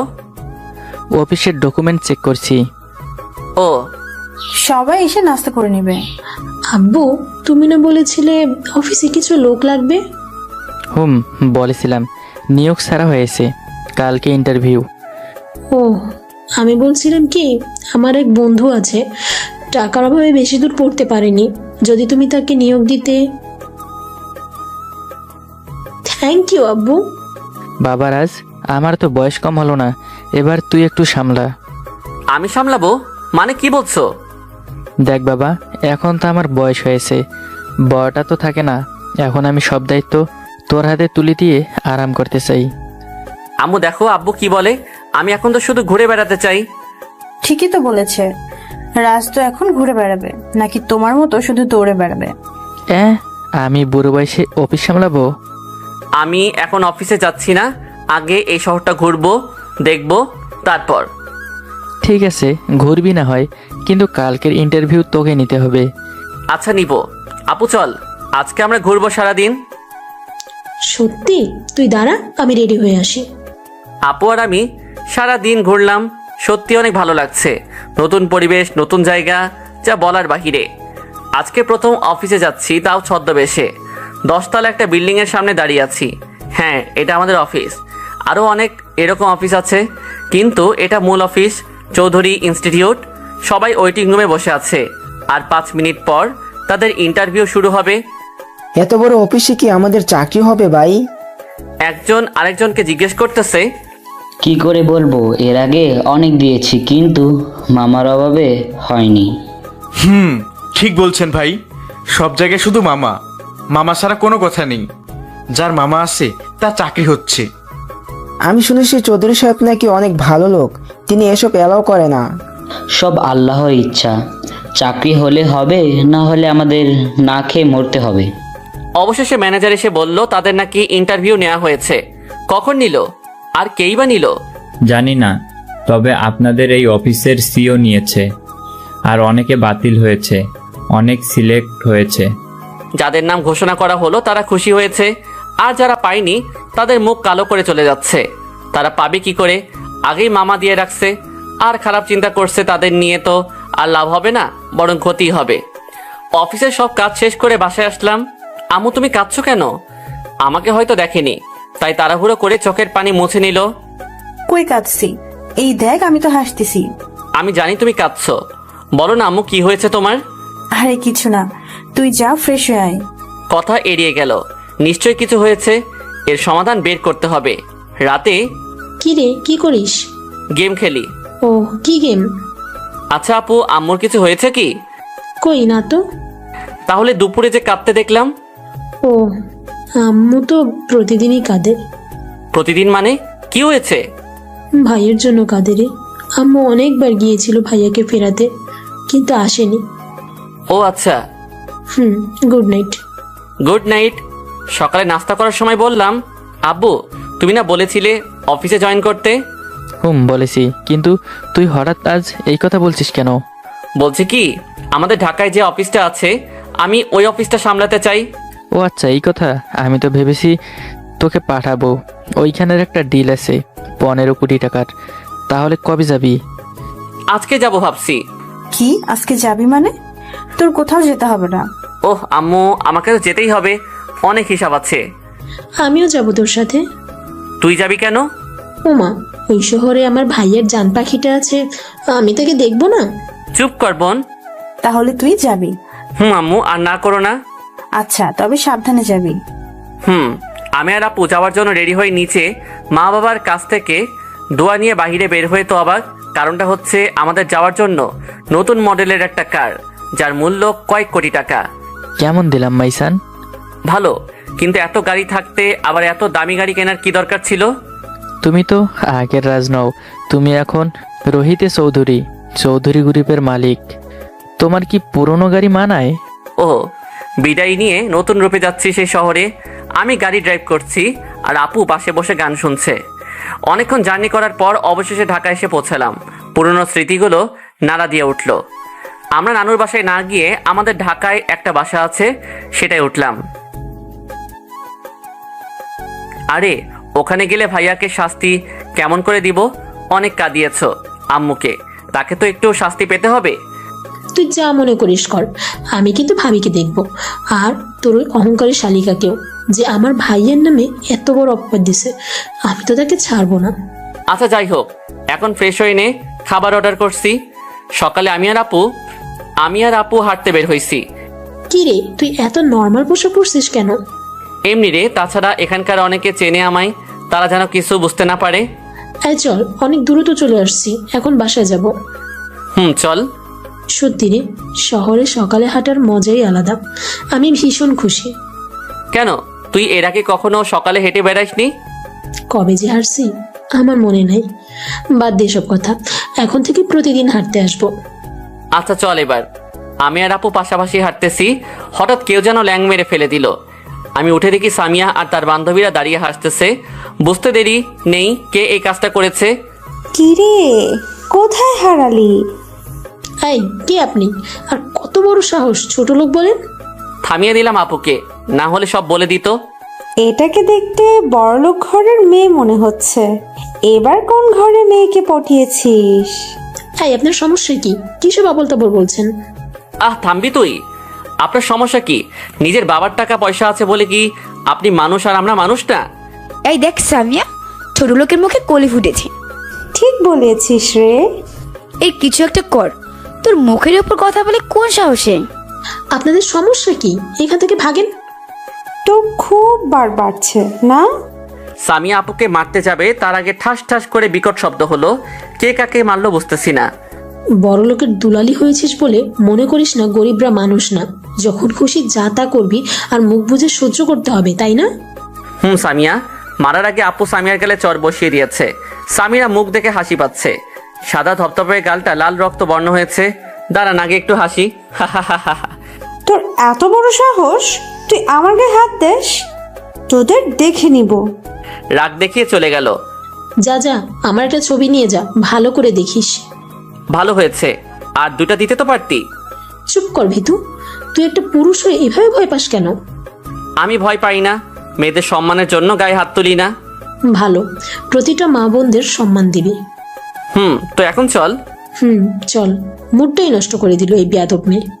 নাস্তা করে টিভি দেখছি, বাংলাদেশ আর ইন্ডিয়ার খেলা। বাংলাদেশ কি না খেলাটা খেলছে। এই বলে কি দিয়েছিস? কেন, ক্রিকেট খেলা দেখতেছি। দেখো বাংলাদেশ কি খেলাটাই না খেলছে। রিমোট দে, আমি নাটক দেখবো। না, এখন হবে না, আগে খেলা শেষ হবে তারপর। তুই দিবি কিনা বল। না, দিব না। তখন আমার ফোনে কল আসলো, আব্বু লেখাটা ভাসলো। হ্যালো আব্বু, কেমন আছো? আলহামদুলিল্লাহ ভালো, তুই? জি আব্বু, আমিও ভালো আছি। আচ্ছা শোন, কালকে বড় একটা মিটিং আছে বুঝলি। কালকে অফিসে গেলে ম্যানেজার সব তোকে বুঝাই দিবে। ও আচ্ছা। আর কিছুক্ষণ কথা বলার পর ফোন কেটে দিলাম। কে রে ফোন দিছিল? আব্বু দিয়েছিল। কি, তুই আমাকে একবারও বললি না? তুই তো সিরিয়াল নিয়ে ব্যস্ত, তাই ডাকিনি। আব্বু মু কেমন আছে? ভালো। আজকে 12টায় মিটিং, তাই রেডি হয়ে নিলাম। এটা আমার জীবনের প্রথম মিটিং, সাথে আপু আছে হেল্প করার জন্য। কারণ আপু এর আগে অনেক মিটিংয়ে গিয়েছিল। তোর হলো রে? চল। ম্যানেজার সাহেবের কাছ থেকে সবকিছু বুঝে নিলাম। তিনি অনেক ভালো মানুষ, কারণ তার সাথে আমার আগে থেকে পরিচয়। সত্যি এনার মতো মানুষের উপরই কোম্পানি দায়িত্ব দিয়ে আরামে থাকা যায়। আমি আর আপু অফিসের সামনে দাঁড়িয়ে আছি। কার্ড দেখানোর ফলে দারোয়ান সহজেই ঢুকতে দিল। যখন ম্যানেজার রুমের সামনে যাবে, ম্যানেজার আমায় দেখে দাঁড়িয়ে গেল। কে আপনি? আমি এই কোম্পানির মালিকের মেয়ে। সরি ম্যাম, চিনতে পারিনি। কিন্তু স্যার যে বলল তার ছেলে আসবে। আরে আঙ্কেল, সরি বলছেন কেন? আপু তুই চুপ কর। কে হয় তোমার বাবা? আমি বলছি, ও হচ্ছে এই কোম্পানির ভবিষ্যৎ সিইও। মানে রাজের তো কেউ নেই তাহলে? সব পরে জানতে পারবেন, আগে মিটিংয়ে সবকিছু বুঝে দিন। আচ্ছা চলো। মিটিং শেষ করে বাসায় আসতে যাব, কিন্তু জ্যামের জন্য আটকে পড়েছি। এটাই হলো আর সমস্যা, শুধু জ্যাম লেগে থাকে। গাড়ির কাজ তুলে বাহিরের দিকে তাকিয়ে আছি, তখন একজোড়া চোখ দেখে আটকে উঠলে সেই চেনা চোখ, মুখে নেই কোনো হাসি, কেমন যেন শুকিয়ে গিয়েছে। এটার আর কেউ না, অনন্যা। কতদিন পর আজ থেকে দেখলাম। হঠাৎ করে আমার দিকে এগিয়ে আসতে লাগলো। আমাকে আবারও দেখলো নাকি? গাড়ি স্টার্ট দিয়ে জোরে চালাতে লাগলাম। তার সামনে আর পড়তে চাই না আমি। কিরে, তুই এত জোরে গাড়ি চালাইতেছিস কেন? অ্যাক্সিডেন্ট করবো তো। দূর, কিছু হবে না। ধীরে চালা বলছি।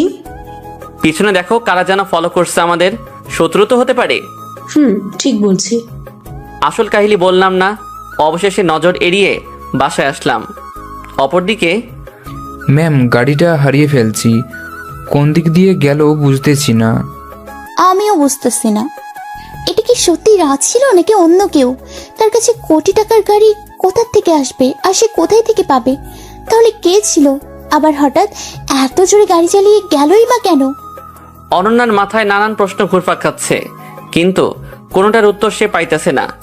কারণ যার কিছু নেই সে এত দামি গাড়ি কোথায় পাবে? আমাকে ধরা এত সহজ না। মিস অনন্যা তালুকদার, ও সরি, আমারই তো বউ মিসেস অনন্যা চৌধুরী। এখন হাড়ে হাড়ে টের পাবে রোহিত চৌধুরী রাজের খেলা। তোদের অহংকার মাটিতে মিশিয়ে দিব। রাজ কই রে?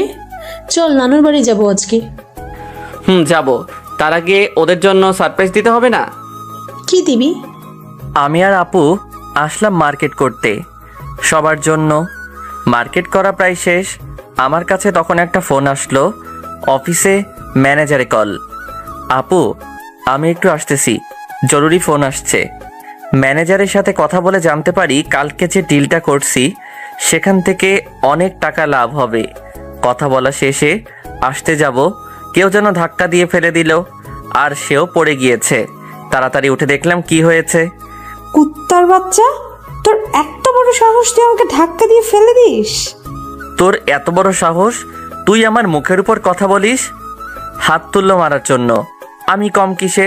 তার হাত, তাকে চর মারলাম। অনেক সহ্য করেছি তোকে, আর না।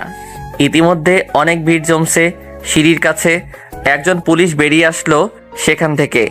কি হয়েছে এখানে? এত ভিড় কিসের? সামিয়া কান্না শুরু করে দিল। এই মেয়ে, আপনি কান্না করছেন কেন? স্যার, এই ছেলেটা সামিয়াকে নিয়ে বাজে কথা বলছে। কি করছে ও? আমি আর শিমু আসছি মার্কেট করতে। কোথা থেকে যেন এই ছেলে আসলো আর ওকে প্রপোজ করলো। রাজি না হওয়ায় জোর করে আর বাজে কমেন্ট করে। তাছাড়া এই ছেলেটা প্রতিদিন আমার রাস্তায় ডিস্টার্ব করে। ইপটিজিং করিস তুই? রাস্তায় মেয়েদের ডিস্টার্ব? চল থানায়, তোর ইপটিজিং করা বের করছি। জোর করে থানায় নিয়ে আসলো। হায় রে বাংলার পুলিশ, তোরা আসল দোষীকে তো ধরলি না, আমার মতো একজন পিচ্চি পোলের নিয়ে আসলি। তোর খুব বার বেড়েছে রাস্তায় মেয়েদের ইফটিজিং করা। আজকে তোর ইফটিজিং করা বের করব। রহিম, ডান্ডা নিয়ে আয়। আমাকে মারতে যাবে তখন। মিস্টার হিমেল চৌধুরী, আপনার এত সাহস কই থেকে আসলো? সাথী, তুই এখন কেমন আছিস বোন?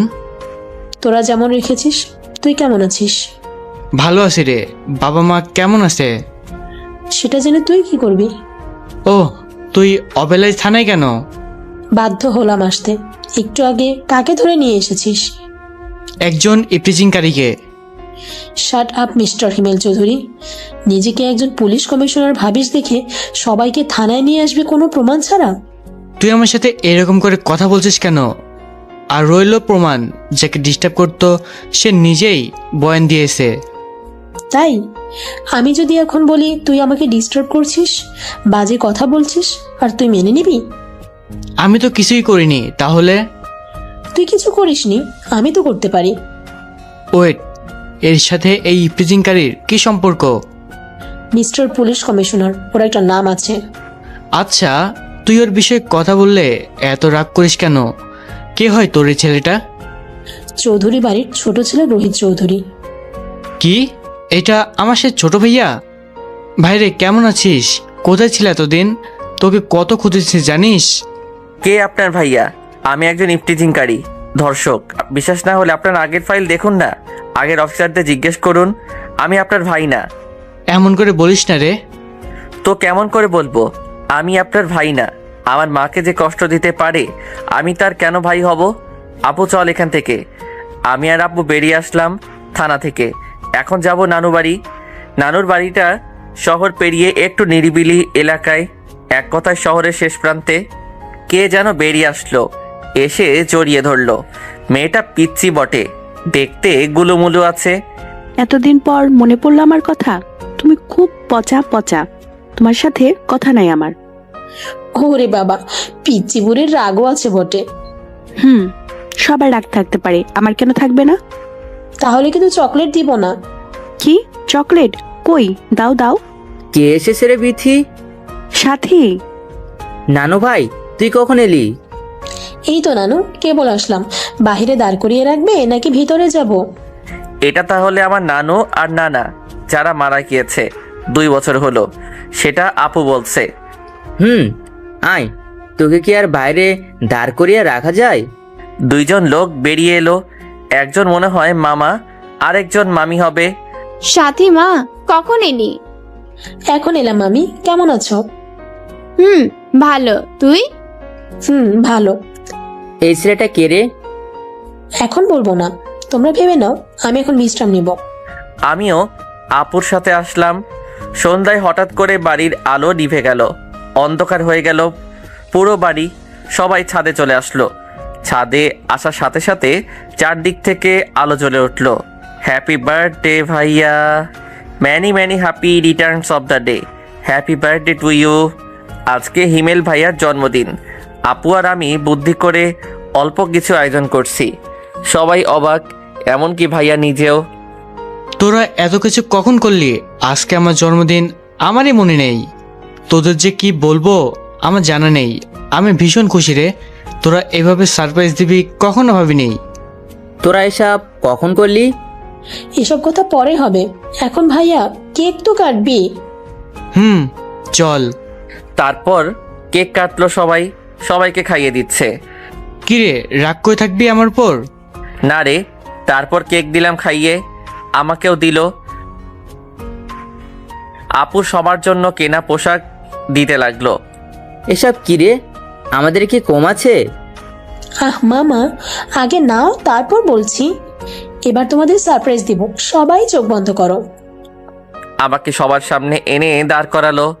এখন চোখ খুলে তখন বলেছিলে না কে এই ছেলে? তাহলে শোনো, এই হচ্ছে তোমাদের সারপ্রাইজ, চৌধুরী পরিবারের ছোট ছেলে। সবাই অবাক হয়ে গেল। তারা কখনো ভাবেনি যে আমাকে ফিরে পাবে। নানু এসে জড়িয়ে ধরলো। কেমন আছো দাদু ভাই? মামা মামি এসে কথা বলল। সত্যি রে, আজকে আমি ভীষণ খুশি তোদের পেয়ে। তোরা 3 ভাই বোন যেন চিরকাল ভালো থাক। আচ্ছা, অনেক হয়েছে, চল এবার খেতে যাব তো। অনেক আড্ডা দিলাম, রুমে এসে ঘুমালাম। ও হ্যাঁ, আমার থাকার জন্য আলাদা রুম দেওয়া হয়েছে। সকালে বুকে ভারী কিছু অনুভব করলাম। চোখ খুলে দেখি আর যে কথা বলল, 1 গ্লাস পানিতে ডুব দিয়ে মনে হয় মারা যায়। চোখ খুলে দেখি বিথি আমার বুকের উপর শুয়ে আছে। এই, তুই আমার ঘরে কেন? তাও আবার আমার বুকে শুয়ে আছিস? কেন? আমি কি থাকতে পারি না? আর আমার তুই করে বলছো কেন? তুমি করে বলো। তোর মতলবটা কি রে? আমি না তোমার উপর ক্রাশ খাইছি। যা শালা, এটা কি বলে চলে গেল? বয়স কেবল 10 চলছে, তাতেই ক্রাশ খায়? এটা কোন মেয়ে রে বাবা? নাস্তা করছি এমন সময় পায়ে কেউ সুরসুরি দিচ্ছে। বিথির দিকে তাকিয়ে দেখি হাসছে। এই বিয়েটা সুবিধার মনে হয় না। রুমে বসে আছি এমন সময় বিথি আসলো। কি করো ওগো মোর স্বামী? এটা কিন্তু বাড়াবাড়ি হচ্ছে। আমি তোর বড় ভাই, কথা মাথায় রাখোস। কিসের বাড়াবাড়ি? আমি আব্বুকে গিয়ে এখনই বলি আমি তোমায় বিয়ে করতে চাই। বোন, মাপ চাই, মামারে কিছু বলিস না। বলবো না, তবে আমার সাথে ঘুরতে যেতে হবে। আচ্ছা যাবনি, রেডি হয়ে আয়। যা। আমি কম কিসে, আপুকেও সাথে নিছি প্রেমের ভূত তাড়ানোর জন্য। আপু, তুই কই যাস? ওমা, তোরা নাকি ঘুরতে যাবি? তাই আমিও ভাবলাম তোদের সাথে ঘুরে আসি। ভাবছি এখন যা, ভাগ। আমি আর রাজ ভাইয়া শুধু ঘুরবো। তা বললে তো হবে না পিচ্ছি বুড়ি, আমি তো যাবই। কিরে, তোদের হলো? এবার চল। তুমি খুব পচা, সাথী আপুরের সাথে কেন নিছো? এমনি রে, এবার চলো। 3 জনে মিলে অনেক মজা করতেছি, নদীর পাড়ে বসে আছি। কি রে বিথি, এসব কি শুনছি? তুই নাকি রাজকে ভালোবাসিস? তুই কেমন করে জানলি? যেটা বলছিস সেটা বল। ভালোবাসি হয়েছে। তুই জানিস রাজ বিবাহিত? মুই কিন্তু এখনো সিঙ্গেল। উল্টা পাল্টা ভাবলে কেলিয়ে আসবো। না, আমি বিশ্বাস করি না রাজ বিবাহিত। দেখ বোন, কান্না করিস না, আমার চেয়ে ভালো ছেলে পাবি তুই। আমার লাগবে না ভালো ছেলে। কান্না করিস না, তুই এখন অনেক ছোট। আরো বড় হয়ে নে, তারপর ভালো ছেলে দেখে বিয়া দিমু তোরে। তোমরা সবাই পচা, আমার সাথে কথা বলবে না। বোন, রাগ করিস না। বাদ দে না আপু, সামনে ফুচকার দোকান দেখলাম, চল তুই আর আমি ফুচকা খাবো। চল। ওই থাম তোরা, আমিও যাব, ফুচকা খাবো। আচ্ছা আয়। আচ্ছা রাজ ভাইয়া, ভাবিটা কেমন দেখতে? নিশ্চয় খুব সুন্দর। তোরা নিজে দেখে নিস। সামনে ফুচকার দোকান দেখতে পেলাম, আর যাকে দেখলাম। আপু তোরা যা, আমি এই দিকে আছি। কেন, কি হয়েছে? ওই যে লাল কালারের শাড়ি পরা যে মেয়েটা আছে। আরে এটা তো অনন্যা আপু, খুব মিষ্টি একটা মেয়ে। সে নাকি ভুল বুঝে তার হাজবেন্ডকে তাড়িয়ে দিয়েছে বাড়ি থেকে। ওয়েট, তুই এত কিছু জানলি কি করে? জানবো না, আপুর সাথে আমার ভালো সম্পর্ক, আমার প্রতিদিন চকলেট দেয়, আরো অনেক কিছু। ও ভালো, তোরা যা, আমি যাব না। আপু বুঝে নিয়েছে এটা সেই অনন্যা, তাই আর কিছু বলেনি। আপু আর বিথি গেল ফুচকা খেতে, আমি দূর থেকে দেখছি। কি খবর বিথি, কেমন আছো? ভালো গো, তুমি? এটা কি তোমার সাথে? আমার আপু। আর এই যে দূরে দাঁড়িয়ে আছে, ওটা আমার ভাইয়া। হাই, আমি অনন্যা। আর আপনি? আমি সাথী। বাসা কোথায় আপনার? সামনের গলিটা পার হয়ে 32 নম্বর রোড, আর 7 নম্বর বাড়িটা আমার। আর আপনার? আমার বাড়ি রাজশাহী, এখানে মামার বাড়িতে এসেছি। ও, ঘুরতে নাকি? সেরকমই। আপনি নাকি বিথিকে অনেক কিছু গিফট করেন? কই না তো, এসব তো ভালোবেসে করি। ও, তা আপনি এখানে কি করেন? ফুচকা খেতে আসলাম। আপনি? আমরাও। মামা 3 প্লেট ফুচকা দেন তো। তিনটা এমন করে খাচ্ছে মনে হয় এক একটা রাক্ষস, কোনো দিনও খায়নি। আপু আগেই বিল দিয়ে চলে আসছে। এই যে শুনছেন, আপনি এটা কি করলেন? কেন, কি করলাম আবার আমি? আপনি বিল দিলেন কেন? অর্ডার তো আমি দিয়েছি। আচ্ছা, পরে একদিন দিও, এখন আসি। আমরা চলে আসলাম বাসায়। অফিসের কিছু কাজের জন্য আমাকে আবার যেতে হবে।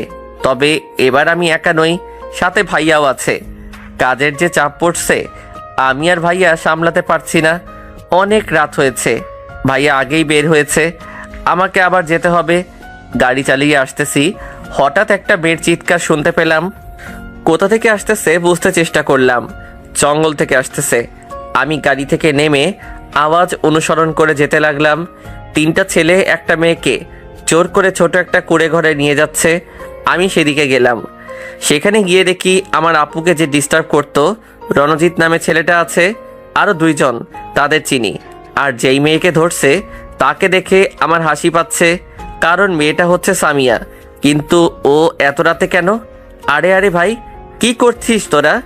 তুই আবার আসছিস? আরে ভাই কুল কুল, আমি কি তোদের দলে সামিল হতে পারি? সত্যি? তাহলে তুই বাইরে যা, আমি আগে কাজ শেষ করব, তারপর তুই। ওকে, আমি বাহিরে আছি। শয়তান হতছাড়া কিসের কি? আমাকে বাঁচাবে তা না, সেও। ছি ছি, কেউ আছো? বাঁচাও আমায়, প্লিজ হেল্প। দেখ কেমন লাগে, আমাকে ধর্ষক বানিয়েছিস, এবার তুই আসল ধর্ষকের খবরে পড়। সবাই উড়াধুরা করে পিটালাম। শালারে বলে কি আমার সামনে একজন মেয়েকে রেপ করতে চায় আর আমি চেয়ে দেখব? তারা কিছু বুঝতে পারিনি কি হয়েছিল, সবাই চিত হয়ে শুয়ে আছে। এমন কেলানি দিছি 1 মাস বিছানা থেকে উঠতে পারবে না। সামিয়া জ্ঞান হারিয়েছে, তার চোখে পানি ছিটা দিলাম। প্লিজ আমার এত বড় সর্বনাশ করিস না, তোদের যত টাকা লাগে আমি দিব, আমাকে ছেড়ে দে। চারদিক তাকিয়ে দেখলো কেউ নেই, একটা গাড়ির মধ্যে শুয়ে আছে। তাড়াতাড়ি উঠলো। সরি, আর ধন্যবাদ দিয়ে ছোট করব না। ধন্যবাদের প্রয়োজন মনে করি না, গরিবের এসব প্রাপ্য না। আর রইল সরি, আপনি তো কিছু করেননি। আমাকে বাঁচানোর জন্য ধন্যবাদ, আর আগের ব্যবহারের জন্য সরি। দেখুন, আপনার জায়গায় আর যেই থাক না কেন আমি তাকে বাঁচাতাম, এটা আমার নৈতিক বোধ। আর আপনাকে তো কোনোদিনও ক্ষমা করতে পারবো না। যে মানুষকে মানুষ বলতে মনে করে না, আমি তাকে মানুষ ভাবি না। প্লিজ আমায় ক্ষমা করে দাও। জানি অনেক বড় ভুল করছি, হয়তো ক্ষমা পাওয়ার যোগ্য আমার নেই, তবুও বলছি প্লিজ ক্ষমা করে দাও। ক্ষমা কথাটা মানায় না আপনার মুখে, আপনি তো অহংকার করতে শুধু জানেন। ক্ষমা করে দাও, না হলে যে মরেও শান্তি পাবো না। দিতে পারি, তবে আপনি কি পারবেন আমার মাথা থেকে ধর্ষকের কলঙ্ক তুলে দিতে? পারবেন কি হারানো সময়গুলো ফিরে দিতে? যদি পারেন তাহলে বলেন। জানি পারবেন না, কখনো সময় ফিরে আসে না। হয়তো পারবো না, কিন্তু তুমি কি ক্ষমা করে দিতে পারো না? একবার ক্ষমা করে দাও, আর কখনো অহংকার করব না। যদি সম্পূর্ণ ভালো হতে পারেন, মানুষকে ভালোবাসতে পারেন, সেদিন সামনে আসবেন, ক্ষমা করে দিব। নামুন, আপনার বাসায় চলে আসছি। ও হ্যাঁ, আর আমি খুব তাড়াতাড়ি আপনার সামনে আসবো। দেখা যাবে। আমি চলে আসলাম বাড়িতে, এসে ফ্রেশ হয়ে খেয়ে নিলাম। আর তখনকার ঘটে যাওয়া কথাগুলো মনে পড়তেই আমার হাসি পাচ্ছে। কি রে, তোর আসতে তো দেরি হলো কেন? আর গাড়িতে বা কে ছিল যে তোকে নামিয়ে দিয়ে গেল? কি হলো, এর আগের বার তো অনেক পার্টি থেকে এসে কত হাসি খুশি ছিল, আজ কি হলো যে কাঁদছো? আর গাড়িতেই বা কে ছিল? সামিয়া বিছানায় শুয়ে কাঁদছে। কি হলো রে তোর, আবার তুই কাঁদছিস কেন? আপু, সেদিন রাজ ভাই আমাকে ধর্ষণ করতে চেষ্টা করেনি, আমি তাকে সহ্য করতে পারতাম না, কারণ ছিল সে ছোট লোক আর খ্যাত। আমি বুদ্ধি করে রাজ ভাইয়াকে আমার রুমে ডেকে আনি, তারপর নিজের কাপড় নিজে ছিঁড়ে বাঁচাও বাঁচাও বলে চিল্লাই। থাক, আমি আর কিছু বলবো না। তারপর আপনারা সব জানেন কি হয়েছিল, না জানলে দ্বিতীয় পর্ব পড়ে নিবেন। ঠাস ঠাস করে অনন্যা সামিয়ার গালে থাপ্পড় দিল। তুই এটা করতে পারলি? রাস্তার কোনো ক্ষতি করেনি? প্লিজ আপু, আমি ক্ষমা করে দাও, আমি জেদের বসে সব করছি, আজ আমার ভুলটা বুঝতে পারছি, প্লিজ ক্ষমা করে দেও। তোর ক্ষমা কোনো দিনও হবে না। তোর জন্য আমি তাকে নিজ হাতে পুলিশের হাতে তুলে দিলাম, তাকে অপমান করে বের করে দিলাম। ভালোবাসার জায়গায় ঘৃণা সৃষ্টি হয়েছে সেদিন, যেদিন তোর কথা বিশ্বাস না করে রাজের কথাটা শুনতাম। তুমি যত খুশি মারো, কাটো, আর যাই করো, প্লিজ আমায় ক্ষমা করে দাও। আমি আর এই পাপের বোঝা বইতে পারছি না। যদি ফিরে দিতে পারিস আমার কাছে আমার রাজকে, তবে তোর ক্ষমা পাবি, তার আগে না। কোথায় আছো তুমি? ফিরে আসো না একবার। অনেক বড় ভুল যে আমি করেছি তোমায় বিশ্বাস না করে। অনন্যা কাঁদছে বিছানায় শুয়ে, আর এই কথাগুলো ভাবছে। সকালে নাস্তার টেবিলে বসে নাস্তা করছি, তখন আব্বুর ফোন। হ্যালো আব্বু, কেমন আছো? আলহামদুলিল্লাহ ভালো, তুই কেমন আছিস? ভালো আছি। আম্মু কেমন আছে? ভালো আছে বাবা। তুই কবে আসবি? আর কিছুদিন পর। কোনো দরকার আছে কি? তোকে একবার কানাডা যেতে হবে বিজনেসের কাজে। কি বলো, কানাডা এখন যেতে হবে নাকি? এখন যেতে হবে না, কালকে গেলে হবে। আচ্ছা ভেবে দেখি। এত ভাবার সময় নেই, আমি আর কত সামলাবো। এবার তো তুই একটু দেখাশোনা কর। আচ্ছা যাব, এবার খুশি? কে ফোন দিয়েছিল? আব্বু ফোন দিয়েছিল, আর আজকে এখন যেতে হবে আমায়। কেন এখন যাবি মানে?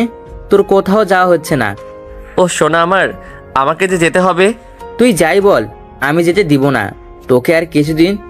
তা হবে জানু, আমাকে যেতে হবে। আর তোমরা সবাই যাবে আমার সাথে। আচ্ছা, তোরা তো কি জরুরি কাজ পড়লো যে যেতেই হবে? কালকে কানাডা যেতে হবে, কিসের যেন ডিল করতে হবে আমায়। ও, তাহলে চল, আমিও যাব তোর সাথে কানাডা। সেটা পরে দেখা যাবে। মামি তুমি মামাকে বোঝাও প্লিজ, আর না করো না। আচ্ছা যাবি। অনেক কষ্টে রাজি করলাম, এখন নাকি ভাইয়াও আমার সাথে যাবে রাজশাহীতে। তো কি আর করার, মামা মামি আর নানুর কাছ থেকে বিদায় নিয়ে দুপুরে বেরিয়ে পড়লাম। রাত বাজে 3টা। সেই সময় নিজ বাসায় পৌঁছালাম। আমার কাছে ডুপ্লিকেট চাবি ছিল, তাই আর আম্মু আব্বুকে ডাক না দিয়ে মেইন গেট খুলে অবাক, কারণ আব্বু আম্মু আমাদের জন্য বসে আছে। তোরা এসেছিস? বাবা, তোদের জন্য কত চিন্তা হয় আমার। আম্মু, তোমায় রাত জাগতে কে বলছে? আব্বু তুমিও না? আম্মুর না প্রেশার আছে, এসব চিন্তা করতে কে বলছে? তোমরা তো ঘুমাতে পারতে। দুর্বোকা, তোদের ছাড়া কি আর ঘুম হয়? আমায় বল। তখন ভাইয়া আব্বু আম্মুর পা ছুঁয়ে মাপ চাইলো। আমাকে ক্ষমা করে দাও আম্মু, আমি না জেনে তোমায় অনেক কষ্ট দিয়েছি। উঠ বোকা ছেলে, তুই ফিরে এসেছি, আমি এতই খুশি। আয় আমার বুকে। আম্মু, ভাইয়া, আব্বু আপু আর আমি কান্না করছি। কিরে তোরা কাছিস কেন? এটা কান্না না আম্মু, সুখের নদীর বিন্দুমাত্র পানি। অনেক রাত হয়েছে, ফ্রেশ হয়ে আসো, খেয়ে নাও, ঘুমাতে হবে তো। আব্বু, তোমরা কি খাওনি? তোরা আসবি শুনে আর খেতে ইচ্ছে করছিল না রে। তোমরা খুব খারাপ, কেউ এভাবে না খেয়ে থাকে? এটাই হয়তো মা বাবার প্রকৃত ভালোবাসা, যার ঋণ কখনো শেষ করা যাবে না। ফ্রেশ হয়ে সবাই একসাথে খেলাম। কতদিন পর মায়ের মুখে এক অন্যরকম হাসি দেখতে পেলাম, যে হাসিতে রয়েছে এক বুক ভরা শান্তি। কতদিন পর পরিবারের সবাই একসাথে বসে খেলাম, যে খাওয়াতে এক অন্যরকম প্রশান্তি রয়েছে। বাস্তবে আমার জীবনে একসময় ছিল, সেই শান্তিটা কত হাসি খুশি ছিলাম ভাইয়া আপু আর মা বাবাকে নিয়ে। ধীরে ধীরে ব্যস্ত হয়ে পড়লো ভাইয়া তার কাছে, আর আপুর কথা না হয় বাদই দিলাম। কত রাগ আর অভিমান ভালোবাসা ছিল তাদের আমার জন্য, তা এখন টের পাচ্ছি হাড়ে হাড়ে। খুব মিস করি রে তোদের। যেখানে থাকিস ভালো থাক। আমি তোদের বয়সের তুলনায় অনেক ছোট, তোদের এই ছোট ভাইকে ভুলিস না রে। আবেগের বশে অনেক বললাম নিজের সম্পর্কে। গল্পে আসা যাক। আজ আমার বিকেল 5টায় ফ্লাইট, সোজা কানাডা। আব্বু আম্মু ভাইয়া আপু সবাই এসেছে। এখন আপু নাকি আমার সাথে যাবে, তাই ভাইয়া আব্বু আম্মুর দেখাশোনার জন্য থেকে গেল। দীর্ঘ জার্নি করার পর অবশেষে প্লেনটা ল্যান্ড করলো কানাডায়। আগে থেকে আমাদের জন্য আব্বু রুম ভাড়া করে রেখেছিল, তাই সোজা গিয়ে আমাদের ফ্ল্যাটের চাবি নিয়ে রুমে গেলাম। ওয়েটার রাতের খাওয়ার জন্য ডাক দিল, আমি আর আপু গিয়ে খেয়ে নিলাম। পরের দিন অফিসের কাগজগুলো দেখতে লাগলাম। এক জায়গায় চোখ আটকে গেল, বাঁকা হাসি দিলাম। তুই কেন রে আমার পিছু নিয়েছিস? কই না তো। আমি যেখানে যাই সেখানে তুই যেতে চাইস কেন? সত্যি বলবো, রাগ করবি না তো? আরে আগে তো বলবি। আমি না এখানকার একটা ছেলেকে ভালোবাসি। কি বাংলাদেশে আর ছেলে খুঁজে পেলি না? সোজা কানাডার ছেলেকে পছন্দ করলি? কে কে বললো সে বাংলাদেশি নয়? সে তো জব করে এখানে। ওরে তলে তলে সিএনজি চালাও, আর আমি জানি সে যাই হোক, তোদের প্রেম কাহিনী কিন্তু শুনবো। আচ্ছা তাহলে শোন, আমাদের প্রেম। বলতে না দিয়ে আমি, এই থাম, তুই আগে চল, অফিসে টাইম হয়ে এসেছে, অফিস থেকে আসার পর শুনবো। আচ্ছা চল, কিন্তু তুই কি সাধারণ পোশাক পরে যাবি? যাবো। আর তুইও পরে নিলে নে, না নিলে নাই, আর আমার পরিচয় যেন কেউ না জানে। কেন জানবে না কেন? তোকে যেটা করতে বলেছি সেটা করবি, তার বেশি কিছু করলে খবর আছে। আমি এখনো আমাদের অফিসের সামনে দাঁড়িয়ে আছি। আপনারা আবার ভাববেন যে আমাদের কোম্পানি শুধু বাংলাদেশে সীমাবদ্ধ, তা না, অনেক দেশে আমাদের কোম্পানির শাখা রয়েছে, তার মধ্যে এইটা একটা। এই কে? আপনারা যান, এখানে ভিক্ষা দেওয়া হয় না। স্যার প্লিজ আমাকে একবার ম্যানেজার সাহেবের সাথে দেখা করতে দিন স্যার, প্লিজ। না, উনি ব্যস্ত আছে, এখন দেখা করতে পারবে না। আপনাদের বোঝার জন্য সব বাংলায় লিখছি, কিন্তু সব কথা ইংরেজি দিয়ে বলা হচ্ছে। স্যার প্লিজ একবার দেখা করতে দিন। এই তোকে এত কথা কে বলতে বলছে? বলছে না স্যার বিজি আছে, তাড়াতাড়ি সর, স্যার আসার সময় হয়েছে। আপু তো রেগে গিয়েছে দারোয়ান ব্যাটার কথা শুনে। আমি আপুকে না করলাম কিছু না বলতে। এই রফিক, বাহিরে চিল্লাচিল্লি কিসের? দেখুন না স্যার, আমি এত করে বলছি, এখন আপনার সাথে দেখা করতে যেতে দিতে পারবো না, আর এনারা জেদ করে আসে আপনার সাথে দেখা করবে। আসতে দে, আমি দেখছি ব্যাপারটা। ধন্যবাদ স্যার, আপনার মতো মানুষ হয় না। এখন কি বলবে বলো, হাতে সময় খুব কম। আমি আর কিছু বলতে যাব, তখন একটা গাড়ি ঢুকলো, আর গাড়িটা দেখে ম্যানেজার সহ সব কর্মচারীরা নিচে আসলো। গাড়ি থেকে যে নামলো সে আর কেউ না, সাথী আপু নেমেছে। আপুকে সবাই বরণ করে নিল, আর ম্যানেজারের কেবিনে ঢুকলো। আমি ওয়েটিং রুমে বসে আছি, ভাবছি আর বসে না থেকে দেখে আসি কে কেমন কাজ করছে। যেই ভাবা সেই কাজ না, সবাই ভালোই কাজ করছে, কিন্তু শেষের কেবিনেট থেকে আওয়াজ আসতে লাগলে আমি গেলাম সেখানে দেখার জন্য কি হচ্ছে। তাদের কাণ্ডকীর্তি দেখে মাথায় আগুন জ্বলে উঠল। দুইজন ছেলে কেবিনে কাজ না করে অফিসে এক স্টাফকে নিয়ে বাজে কথা বলছে। শালাদের মনে হয় উদানি কেলানি দেই, যেই ভাবা সেই কাজ করতে যাব, তখন একজন দৌড়ে আসলো।